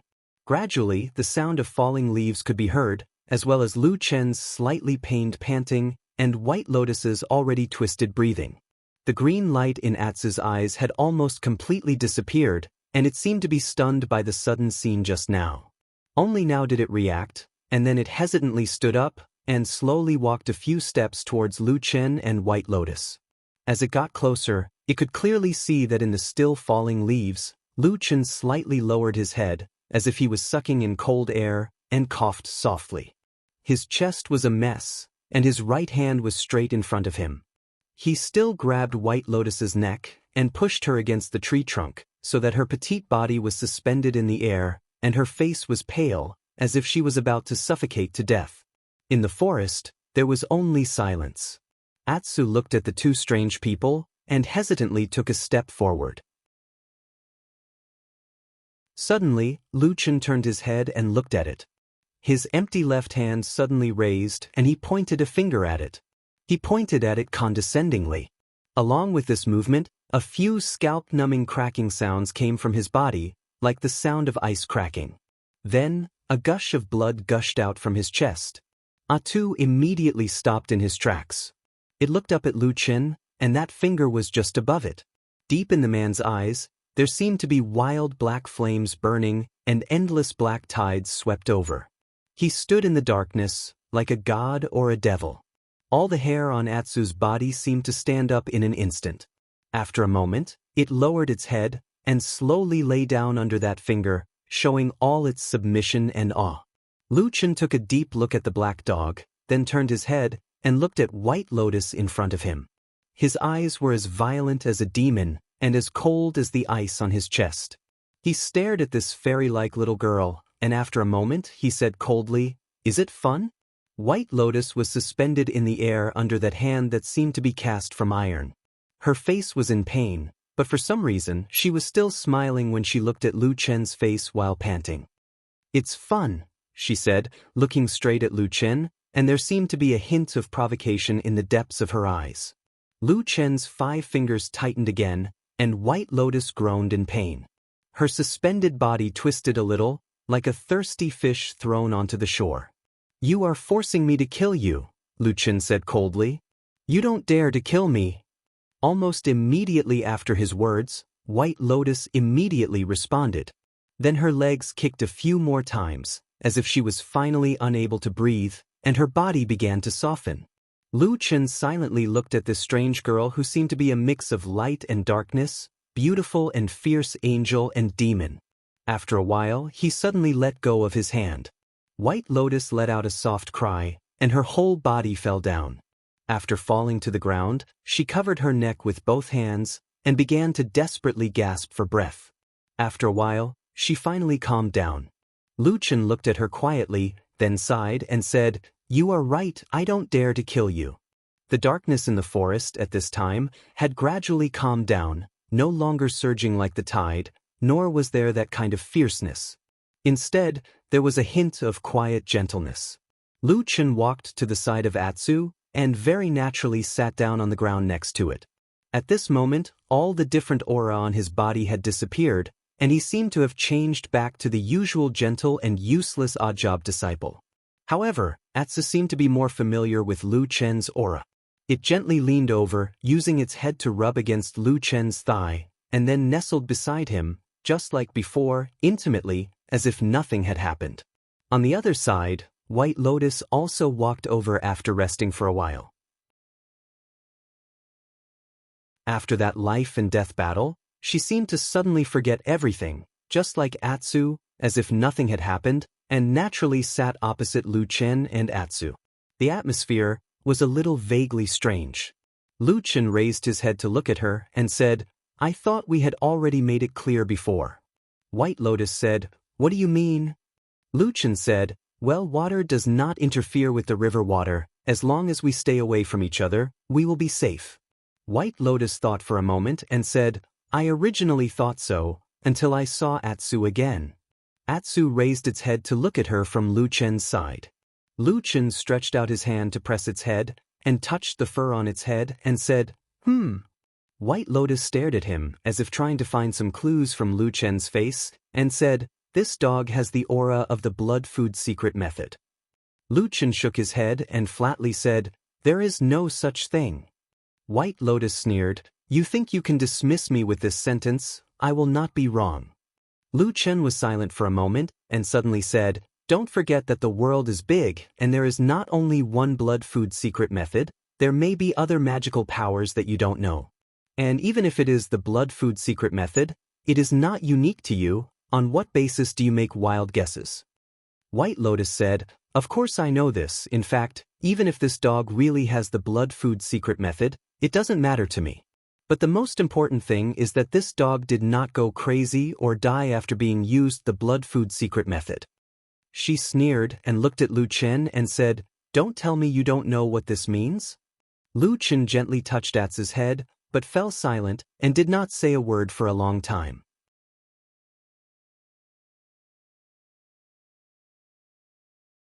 Chapter 197.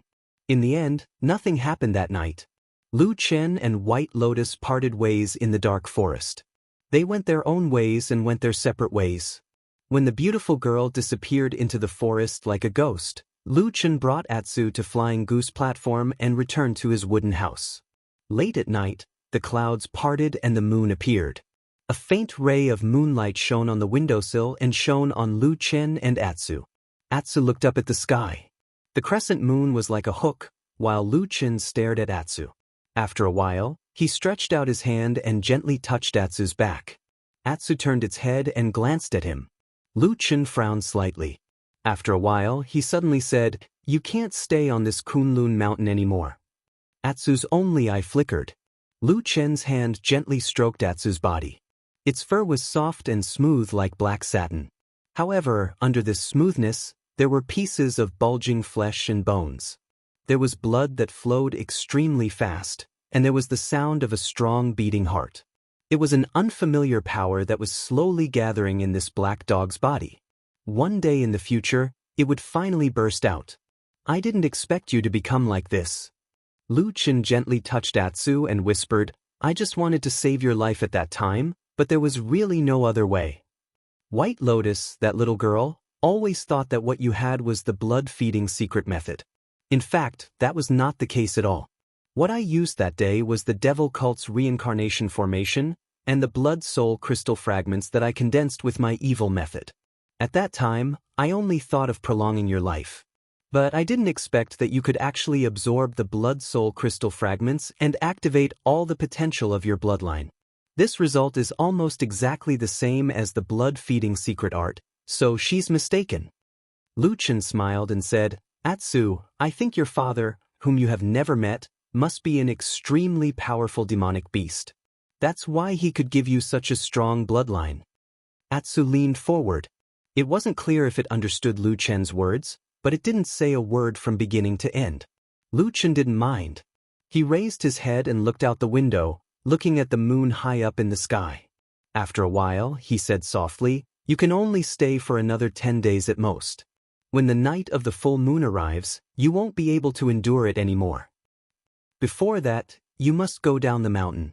The next morning, the sky was bright. When Lu Chen walked out of the wooden house, he saw Xian's figure walking quickly from the foot of the mountain. Although she told Lu Chen that she would come back to see him as soon as possible, but in fact, these days, Su Qingjun hadn't come back. As for the reason, Lu Chen actually knew very well that Sumo's situation was actually far worse than when she came out of the martyr's grave that day. Mind-manipulating spell was a very overbearing spell, but it couldn't be said to be evil or evil. In fact, Similar methods existed in both the righteous faction and the devil cult. But firstly, it was very difficult to practice, and secondly, it was very easy to backfire on oneself. So there weren't many people who practiced it. Needless to say, there were many madmen in the devil cult. As for the righteous faction, there were also people who practiced similar spells, but almost all of them were in Fuyunji under Zheng Xianmeng's command. After all, this kind of spell was almost of no help to the cultivator's own cultivation and strength, but the danger was not small. Most of the time, it could only be used as a means of interrogation. Lu Chen didn't know much about the other halls of Zheng Xianmeng, but he knew Fuyunji like the back of his hand. That day, he saw that Sumo was cast with an extremely overbearing mind-manipulating spell, and her mind was damaged. Moreover, the person who cast the spell was very ruthless and ruthless. It seemed that in order to get what he knew, he didn't care about Sumo's life at all. At that time, Lu Chen felt a little strange. He felt that he didn't seem to go so far, otherwise, he would directly fall out with the Su family.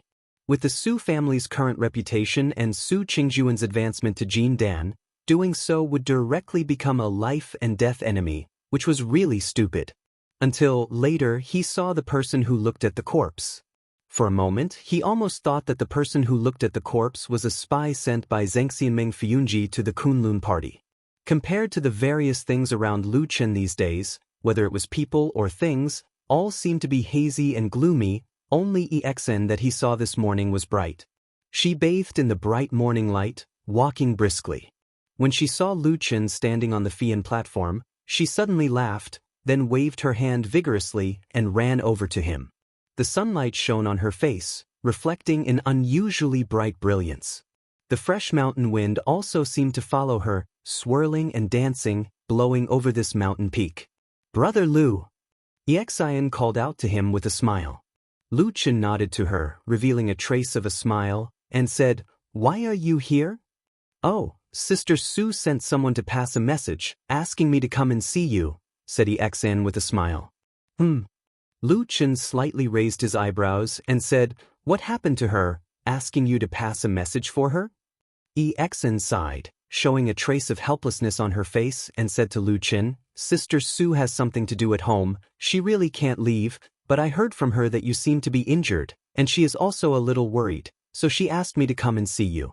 Sister Su also said that if you feel that your injury is really serious, let me take you to Baichao Tang first to have a look, and don't worry about anything. In the future, when she returns to the mountain, she will naturally return this favor." Lu Chen smiled and said, "She is a careful woman." Exen said with a smile, "That's right, Sister Su is a good person. I say, Brother Lu, you are really lucky. If it were someone else, it would be impossible for them to treat a part-time disciple like this." Lu Chen glanced at her, and suddenly asked with a smile, "What about you?" Lu Chen asked, "If you also encountered the same situation, would you be concerned about an ordinary part-time disciple like her?" Exen frowned her beautiful eyebrows, seeming to be a little distressed and hesitant, and after a moment of hesitation, she stammered, "Well, me probably sucked." Lu Chen laughed out loud, and pointed at Exen, saying, "You are a bad woman." Exen suddenly became a little angry, and glared at Lu Chen, shouting, "Why do you ask me these things for no reason? Well, most people don't care about a part-time disciple they are not close to, okay?" Lu Chen shrugged and said, "It's over. It seems that if something really happens to me in the future, I can't count on you." Exian's cheeks blushed, but she shook her head and said, "That won't happen, Brother Lu. You are different from others, I will definitely take care of you." Lu Chen was a little surprised and looked at Exen and said with a smile, "Really?" Exen nodded and said, "Really? You are alone. If you are really beaten to death, won't it be very miserable? And you used to be very good to me. In the future when I have the ability, I will definitely take care of you, don't worry."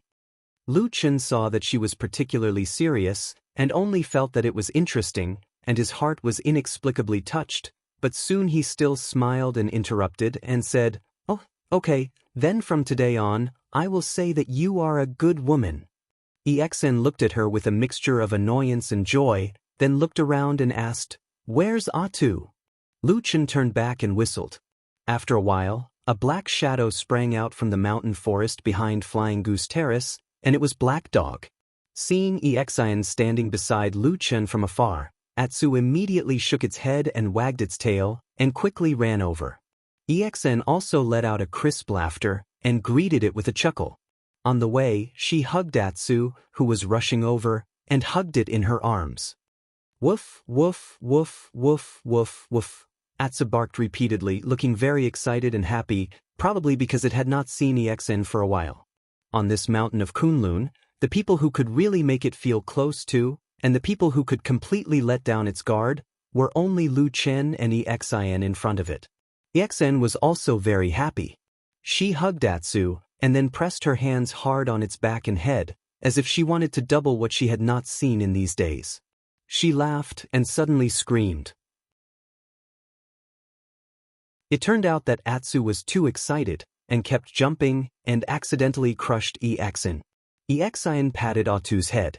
Although Atsu's current appearance was extremely ferocious and hideous, in her eyes he was no different from the black puppy from back then. She even laughed and shouted, "Oh, Stinky Atsu, why are you so heavy now? How many kilograms have you gained?" Woof woof woof woof. Atsu kept rubbing against her, and its tail was also wagging wildly, as if it was venting the joy in its heart. After a while, the person and the dog calmed down a little. Exian smiled and patted Atsu's head, then turned to Lu Chen and said with a smile, "Brother Lu, do you think Atsu has grown a lot?" "Grown up?" Lu Chen was a little surprised, but after hearing what she said, he took a closer look and really felt that Atsu seemed to have grown a lot. Then he seemed to think of something, and his face became slightly solemn, but soon returned to normal.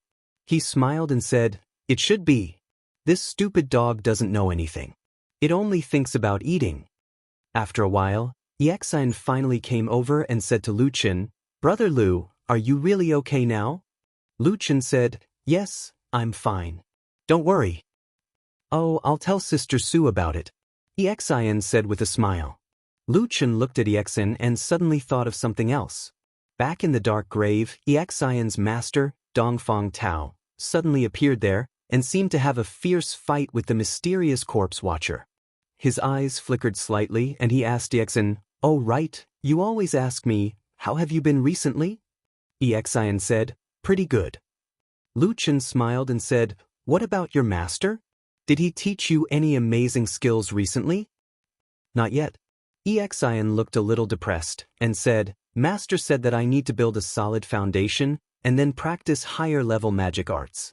Oh right, he also said that he will take me to a mysterious place soon, to broaden my horizons." Lu Chen's body suddenly shook, and his eyes instantly lit up.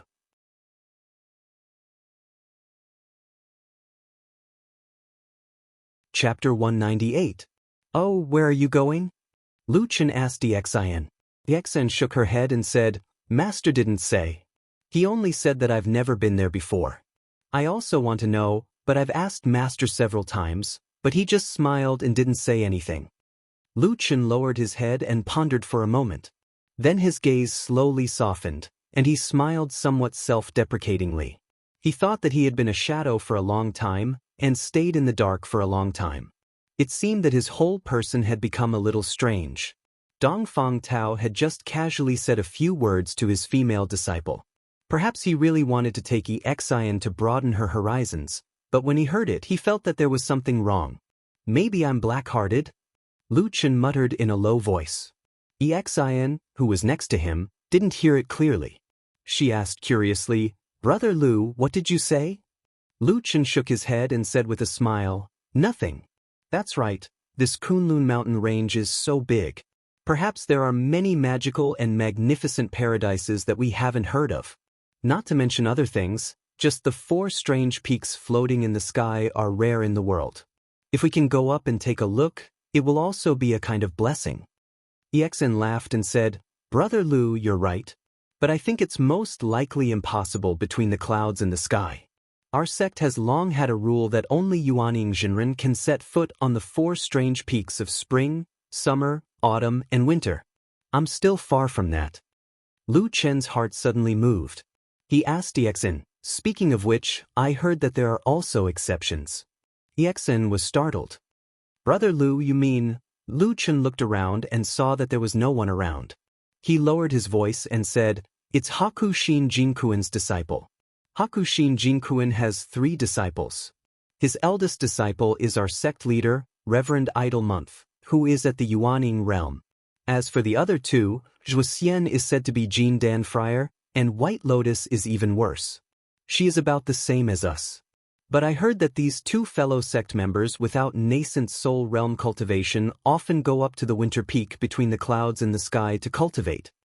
Yexen was stunned for a moment and suddenly became nervous. She grabbed Lu Chen's hand and said to him seriously, "Hey, Brother Lu, are you stupid? How could such words be spoken so carelessly? That's a perfected cultivator, a soul formation perfected cultivator, brother." Lu Chen looked at her and suddenly smiled. He nodded and said, I understand. Don't worry." Yexen then let out a sigh of relief. But very quickly, it seemed that she was also a little lost in thought by Lu Chen's words. She thought for a moment and then slowly said, "I think it's probably because of perfected cultivator's face." Lu Chen coughed and said seriously, "Friend Yexen, I understand what you mean. You are saying that although the Kunlun party has strict rules, but at most it can only restrict Yuanying perfected cultivators. For soul formation perfected cultivators, these rules are useless." "Hey!" Yexen jumped up in fright. Her face turned pale. She stammered, "Brother Lu, you can't speak carelessly. I don't mean that." Lu Chen laughed out loud, but halfway through his laughter suddenly stopped. He was holding his chest with his hand, but there was a trace of pain on his face. Yexen was shocked again. She hurriedly supported him and said, "Brother Lu, are you okay?" Just as she finished speaking, her body suddenly trembled, as if she suddenly thought of something. She instantly turned pale with fright and said in shock, "Aya, could it be that you said something bad about Hakushin Jinkuin just now, and he sensed it so he gave you a punishment?" Lu Chen rolled his eyes. After taking 2 deep breaths, the pain on his face subsided and his body stabilized. Then he angrily hit Yexen's head and said, "Nonsense, do you think that perfected monarchs are immortals? There are so many people in the world who know of them. Who knows how many people have called out their names all day long? If they were to investigate them one by one, then perfected spirit-severing monarchs wouldn't be able to do anything else. They would just be annoyed to death every day." Yexen was stunned for a moment and said, "If you put it like that, it seems to make a little bit of sense." Nonsense. Yexen suddenly looked a lot braver. After sticking out her tongue, her expression also became a lot smarter. After thinking for a moment, she mysteriously pulled Lu Chen and said in a low voice, "If that's really the case, it seems that the 2 disciples of Hakushin Jinkuin have indeed violated the sect rules." Lu Chen said, "I said it just now, but there are so many people in the Kunlun party, but no one has come out to say anything." Yexen shrugged and said, "Brother Lu, you are also talking nonsense. Who would dare to say anything? That is a perfected spirit-severing monarch. Besides, even the current sect leader, perfected Idle Month, is also his eldest disciple. Those who still dare to say something like that are either stupid or out of their minds." Lu Chen looked at her and said with a smile, "Hey, you are not stupid recently?" "I have never been stupid," Yexen said indignantly. Lu Chen also ignored Yexen's protest and said to himself, "It seems that being a disciple of a perfected spirit-severing monarch is still more comfortable. I am naturally much stronger than others." Yexen said enviously, and then teased Lu Chen, "Brother Lu, our Kunlun party has 2 perfected monarchs. In addition to Hakushin Jinkuin, there is also perfected monarch Tianlan, who has not yet had a disciple. If you have some sort of fortuitous encounter and are able to become his disciple, then wouldn't it be great? At that time, wouldn't you be able to get whatever you want and ascend to whatever peak you want?" Lu Chen thought for a moment and said with a nod, "You are right. How about this? When I become his disciple in the future, I will not care about the sect rules, and secretly take you to the strange peaks in the sky to see the scenery, okay?" The XN was laughing so hard that she was rocking back and forth. Her giggles were like the crisp sound of wind chimes. She pointed at Lu Chen and laughed so hard that she couldn't say anything. After a long while, she finally caught her breath, but she was still laughing. She smiled at Lu Chen and said, Okay. Anyway, I don't think I'll have much chance to become a nascent soul Taoist master in this lifetime. When I'm really old, I'll wait for you to take me up. Lu Chen spread out his hands and said, Why do you have to wait so long? Just wait for a few years. When I become successful and famous, I will take you up to play. Wah! The XN laughed so hard that she bent over, laughing so hard that she could not catch her breath. She pointed at Lu Chen and shook her head desperately, then nodded repeatedly and said, Okay, Brother Lu, I am counting on you. Lu Chen chuckled. For some reason, he suddenly felt his mood lighten up. He felt that the sky was clear, that the green mountains were black, and that the sea of clouds was magnificent. The future seemed to have suddenly become beautiful. He smiled and looked into the distance. The mountain wind blew over the two smiling people and lifted their clothes. The branch of Hakushin Jinkuan holds the power and is the strongest branch in the Kunlun party. They have been arrogant for a long time. Everyone, you and I are all disciples of Kunlun. What do we rely on for 5,000 years? It is not the number of geniuses, not the number of people, and not the occasional appearance of a perfected lord of Huashan realm. The biggest reason why the Kunlun party can be passed down to this day is because of the various rules passed down by the ancestors of the past generations. For thousands of years, how many famous sects in the cultivation world of the central region have risen and fallen, rising and falling? Have we not seen enough? Why is it that only our Kunlun party is prosperous? Rules. There is only one word, rules. A deafening voice echoed in a secret quiet room under the eldest prince of Baichao Tang. Someone was speaking passionately, and the others were listening carefully, nodding or silent. There were 5 people in the quiet room, and all of them were Yuanying Zhenren. Even in a first-class sect like the Kunlun party, these 5 people were a powerful force that should not be underestimated. The 2 sitting in the front were naturally the 2 Zhenren of Baichao Tang. The one who spoke passionately just now was Zhenren Mingzhu, while Zhenren Qiandang, who was sitting in the main seat, smiled and nodded calmly, as if he did not feel that Zhenren Mingzhu's words were disrespectful to Hakushin Jinkuan.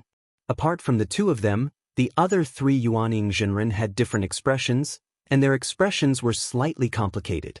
Zhenren Qiandang's bright eyes swept across the crowd, and then he smiled and said, What junior brother Mingzhu just said, I believe all of you have the same feeling these days.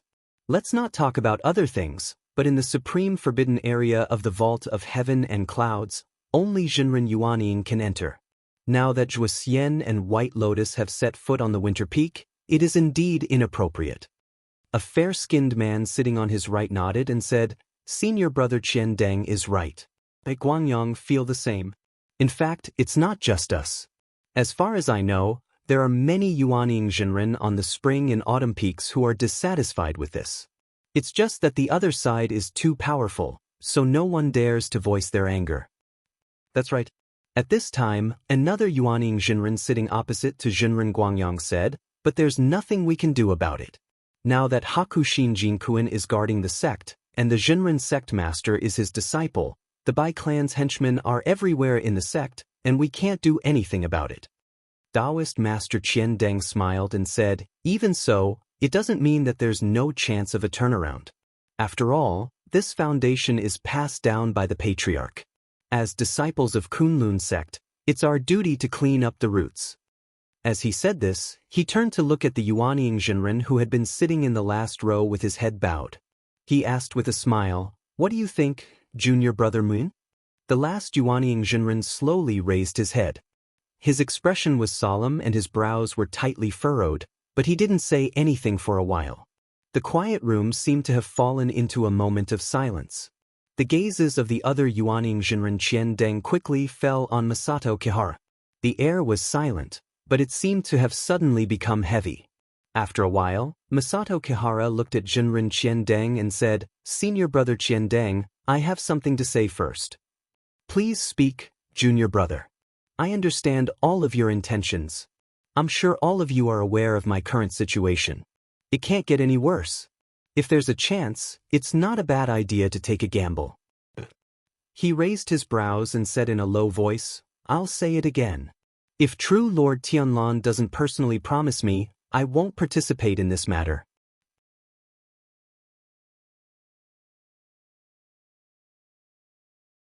Chapter 199. Enlightened Master Qian Deng furrowed his brows and revealed an awkward expression. The enlightened masters next to him also fell silent. The atmosphere in the quiet room was somewhat stiff. After a moment, Masato Kihara softened his tone and looked at enlightened Master Qian Deng with a sincere expression. Senior brother Qian Deng, you and I have known each other for many years. Although we aren't friends of life and death, we should at least know each other well. I'm sure you know what kind of person I am. Enlightened Master Qian Deng slowly nodded.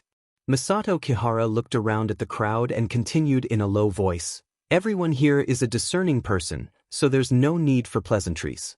The Kuinji branch is extremely powerful while my Tieji branch is in decline. Under normal circumstances, not to mention that we don't dare to get involved, even if the Kuinji's power struggle turns the world upside down, my Tieji branch may not be able to do anything. Including me, there are only 4 Yuanying enlightened masters in our Tieji branch. Apart from my disciple Su Qingjun, there are almost no outstanding talents among the disciples below the Yuanying stage.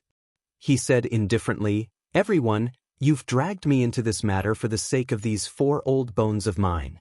However, this is no trivial matter. Once it starts, there is no way out.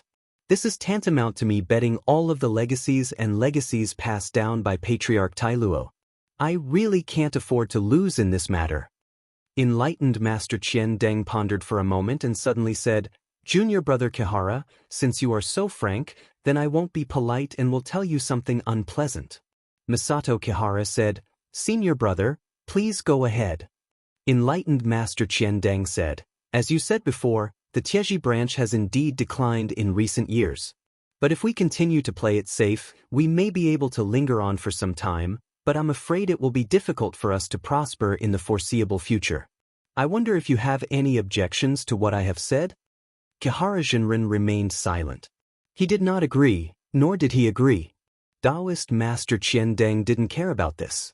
He only looked at him deeply and said, Junior brother, let me give you a word of advice.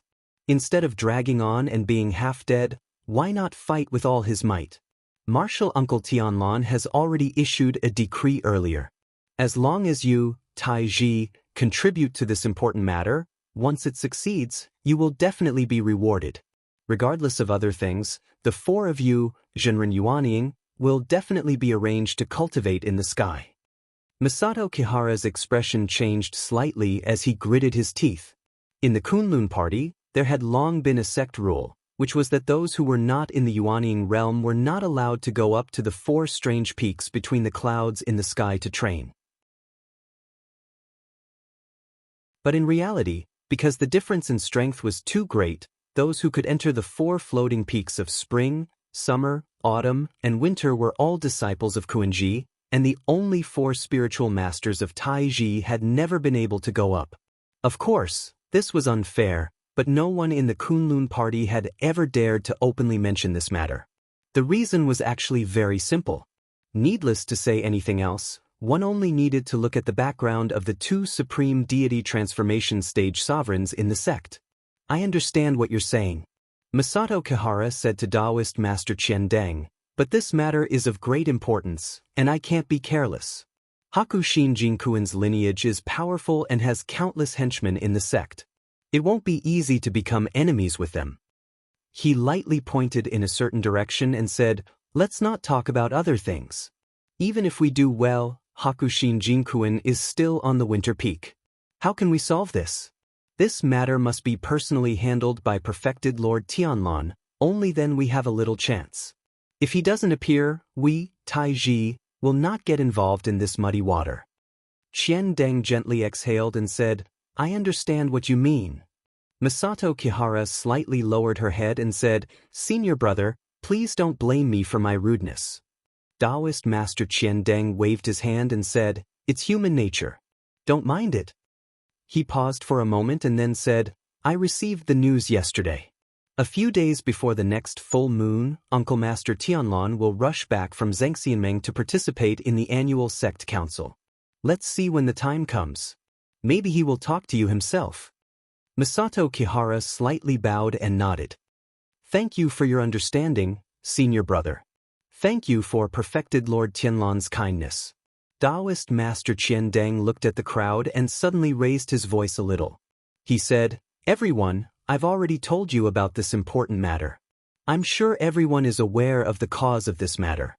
When Ancestor Tianhong was still alive, everyone in the sect knew that the most beloved disciple of the founder was Uncle Master Tianlon.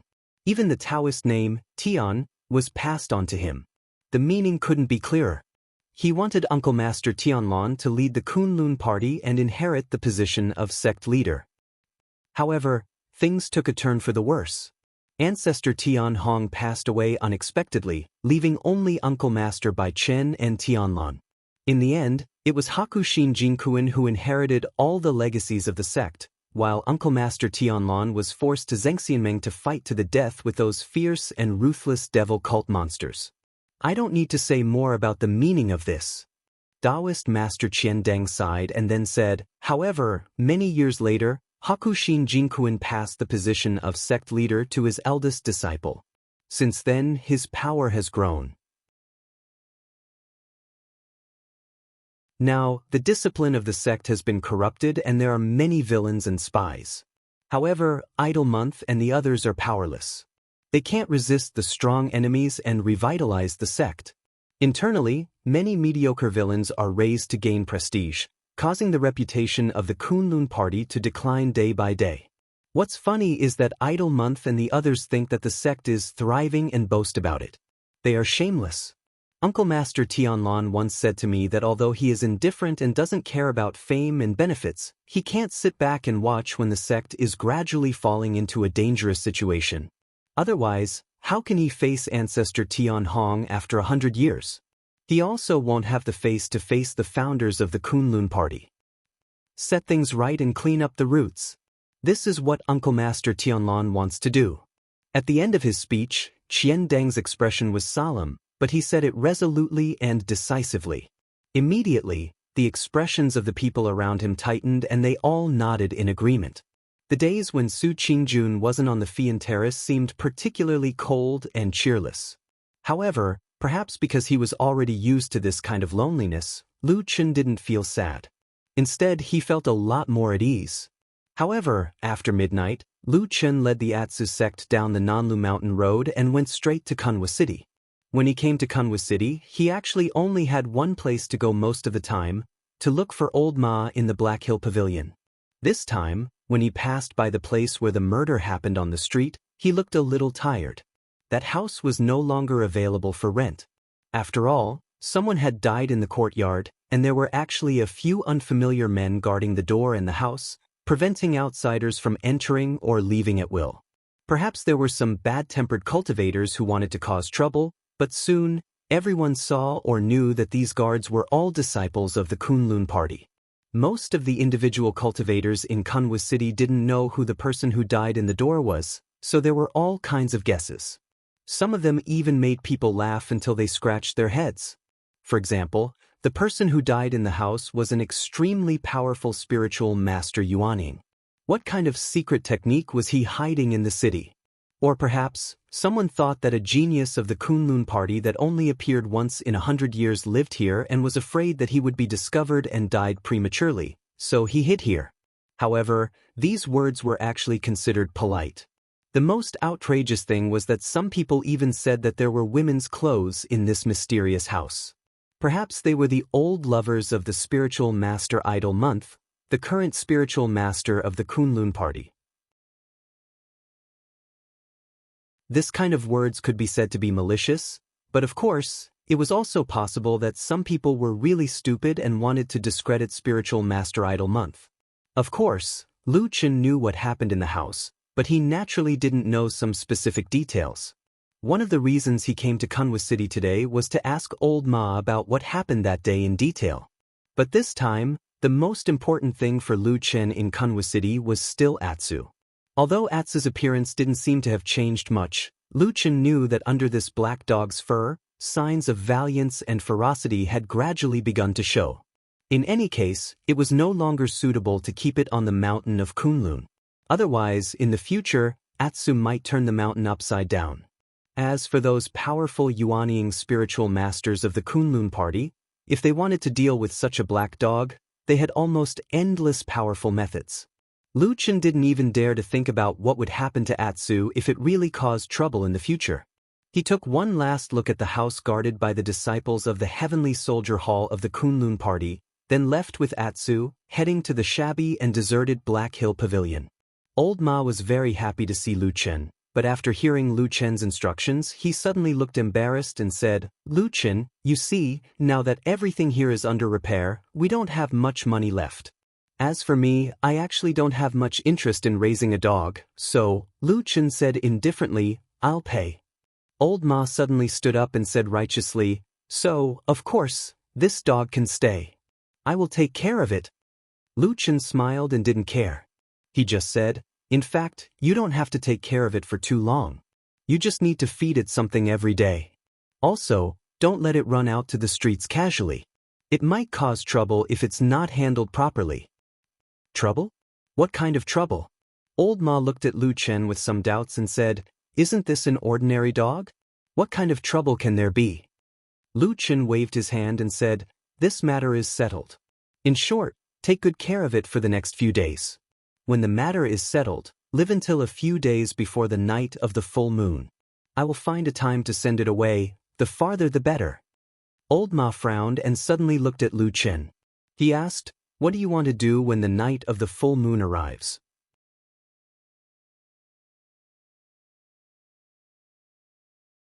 Chapter 200. Lu Chen glanced at him and said, "Isn't it about the traitor of the evil cult?"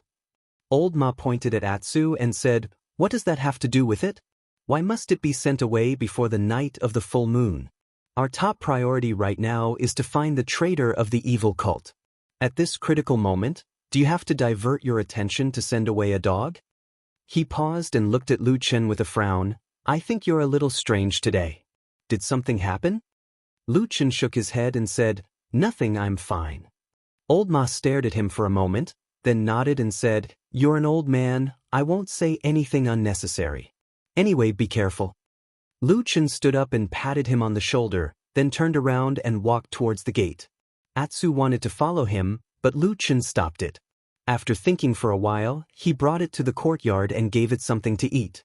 He stroked Atsu's back and whispered something to it. He didn't know if Atsu understood, but it just sat on the ground and didn't follow.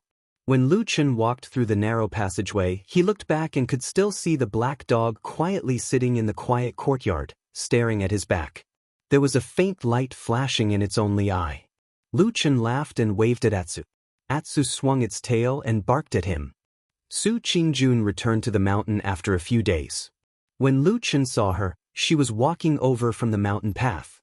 Her face looked a little haggard and her expression was a little heavy. However, when she saw Lu Chen's figure, she still revealed a trace of a smile. She quickened her footsteps and walked over. She sized him up and said, "Are you all right?" Lu Chen loosened his muscles and said with a smile, I'm fine."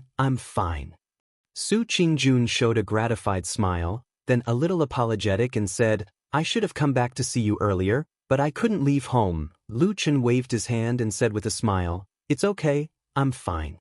"But what happened at home? Did something urgent happen?" Su Qingjun hesitated for a moment and then said softly, "There's no need to hide it from you. My brother, Su Mo, had a relapse after returning home that night. He was delirious and his mouth was full of nonsense. His condition was terrible, as if..." She didn't finish her words, as if she didn't know what to say. She probably couldn't bear to use the word idiot on her brother. Lu Chen said and didn't say anything else. He just accompanied her to walk around the Flying Goose Terrace. They gradually walked to the edge of the cliff and looked at the vast sea of clouds in front of them. As the mountain breeze blew, Su Qingjun sighed and said, "My parents have always loved my brother the most, so they were naturally heartbroken to see him in such a miserable state. Then they went around looking for people to treat him, and I also had to help them ask for help. As for you, I was also a little worried that you would also be in the same situation when you went back. That would be terrible. But I really couldn't leave in that situation, so I had to ask younger sister Exen to help me see you. But when I heard that you were safe and sound, I was relieved. Lu Chen nodded and said, I'm fine, you don't need to worry. After he said that, he muttered to himself for a moment, then glanced at Su Qingjun and said, right, I heard something else happened a few days ago. That He Yi's brother, He Gang, met with an accident in Kunwu City? Su Qingjun smiled bitterly and said, yes, it did happen. In fact, this is one of the reasons why I can't return to the mountain. Originally, when my brother was tossed around like that, my Su family was furious and we were unwilling to let He go, but this incident happened. In the end, it seemed like overnight, that senior martial brother He became the victim. Everyone thought that our Su family paid for the murderer to take revenge. Lu Chen thought for a moment then asked Su Qingjun, it really wasn't done by your Su family? Su Qingjun rolled her eyes at him and said angrily, of course it wasn't. Didn't I just say it? Lu Chen laughed and said, I'm just joking. But you have to say, when I heard about this, my first reaction was indeed to think of your family. This matter is too coincidental. Now, many people in the sect are talking about it in private, and they all think it was done by your family. With a gloomy expression, Su Qingjun said somewhat helplessly, who said it wasn't? It's a pity that we can't come out and explain it. This matter is quite strange, but senior martial brother He lost his younger brother, and he has Dukan Jinren and the sect head standing behind him. Now, it's them who are in the right. Our Su family really can't vent our anger, so we can only swallow it for the time being. Lu Chen looked at the woman beside him and saw that there was a slight annoyance on her face. Her chest was heaving up and down, probably because she was still angry in her heart. But when the light from the sky shone down and the cool breeze blew past her temples, her beautiful hair fluttering in the wind, she was still as elegant and beautiful as before. There was even a feeling that after being separated for so many days, she seemed to be even more beautiful than before. No one spoke at the edge of the cliff for a while. It was quiet like a paradise. Su Qingjuan's mood gradually calmed down. After a while, she suddenly blushed and said to Lu Chen somewhat apologetically, I'm sorry. I originally wanted to come back and see how your injuries are, but in the end, it turned into me complaining to you. Lu Chen smiled and said, no matter, I'm fine, it doesn't matter if I listen. But you don't need to be too angry. After saying that, he paused for a moment and said again, then this matter, you're just going to let it go like this. Su Qingjun suddenly sneered and said, of course not, I only have this one younger brother. He was muddle-headed and was messed up like this. Whether he will recover in the future is still unknown. How can I let this matter go like this? Besides, I also heard rumors that He Yi's senior martial brother He is very sad about his younger brother's death. Although he didn't say anything excessive, but I guess with his personality, I'm afraid that he won't be willing to let this matter go. In short, no matter what, our Su family and his surname He, this enmity is formed. Su Qingjun said indifferently. Lu Chen frowned and said, it sounds really troublesome. Su Qingjun said, it doesn't matter if it's troublesome or not. Previously, our Su family temporarily endured it out of consideration for the sect master and the other big shots. We didn't want to cause any misunderstandings. But if senior martial brother He really wants to shed all pretense of cordiality and fight, our Su family can't possibly be afraid of him. When saying this, Su Qingjuan's expression was stern, but there was also a trace of pride. She was probably a big family that had been passed down for many years, so she should have a bit of confidence. Lu Chen nodded and echoed a few words. Su Qingjun shook her head and said, actually, this matter is like this now, but the most hateful thing is that person who plotted in the dark. He found this opportunity to deliberately provoke hatred between us. It's really hateful. As she said this, she gritted her teeth and looked at the sea of clouds in the distance. She said to Lu Chen, if I can find this person in the future, I will definitely kill him. Lu Chen was silent for a moment, then he smiled and nodded, saying, "You're right. This person is too evil. He should be killed." When the sky turned dark, Su Qingjun had already returned to her cave to rest. The Fian Terrace was peaceful. A bright moon rose in the night sky and sprinkled its moonlight down. Atu's figure was nowhere to be seen in the wooden hut, making Lu Chen feel a bit more empty than before. He wondered if Atu, who was in Kunwu City at the foot of the mountain, was also looking at the moon like this. He stared at the bright moon in the night sky and frowned slightly as if he was thinking about something. But soon, his expression suddenly changed. He sat up and looked outside the window. Sure enough, after a moment, a petite figure appeared in his field of vision. Lu Chen sighed and didn't get up. He just looked at the figure outside the window and said, "What are you doing here again?" That person came closer and the moonlight illuminated her face. It was White Lotus. This young girl with an otherworldly beauty looked especially noble and beautiful under the moonlight, as if she was a fairy that descended from the sky. She didn't stand on ceremony with Lu Chen. She walked over and put her hand on the windowsill, then she directly jumped up and sat on it. She then looked down at the room and was suddenly startled. She said, "Where's Atsu?" "I drove him away," Lu Chen said faintly. "That stupid dog is too stupid. It's annoying to look at." White Lotus snorted. Her face showed that she obviously didn't believe his words. But from this angle, Lu Chen suddenly discovered that the collar of White Lotus's clothes today was very high up, just covering most of her neck. As if she sensed Lu Chen's gaze, White Lotus smiled and reached out to touch her neck, said, "Thanks to you, that wound is very strange and it won't heal for a long time. Sometimes, I really wonder what your identity is. You always use these indescribable demonic methods." Lu Chen sat up straighter, his face revealed a solemn expression and said to White Lotus, "I am not an evil sect spy." White Lotus snorted. Although she looked somewhat disdainful, for some reason she seemed to believe his words. Lu Chen looked at the dark night outside, shook his head and said to White Lotus, "I say, you have nothing better to do than to run around all day. First, is it because your omnipotent master doesn't care about you? Second, this mountain still has a curfew. If you are seen by the patrolling disciples, wouldn't it be embarrassing?" White Lotus' face was full of disdain, said, "First, my master usually doesn't care about me. He has a lot of things to do and can't wait to cultivate every day. Second, curfew is a fart, sect rules are a fart. I am the direct disciple of a Huashan true monarch. Not to mention those trash can't catch me, even if they see me, what can they do to me?" Lu Chen was silent, then smiled bitterly and said, "You are so young but you can see it clearly." White Lotus sat high up on the windowsill, looked down at him and said, "Nonsense, people in this world are divided into high and low. How can those without ability sit on the same level as us? Why are you pretending to be a saint?" Lu Chen smiled and didn't say anything. He turned to look at the moon in the sky. The moon tonight was bright and full, illuminating a large part of the dark night sky. There were only 7 days left until the next full moon night. You're tuning in to the Han Li's Immortal Journey YouTube channel. Don't forget to subscribe and join us on this journey to catch the most captivating stories.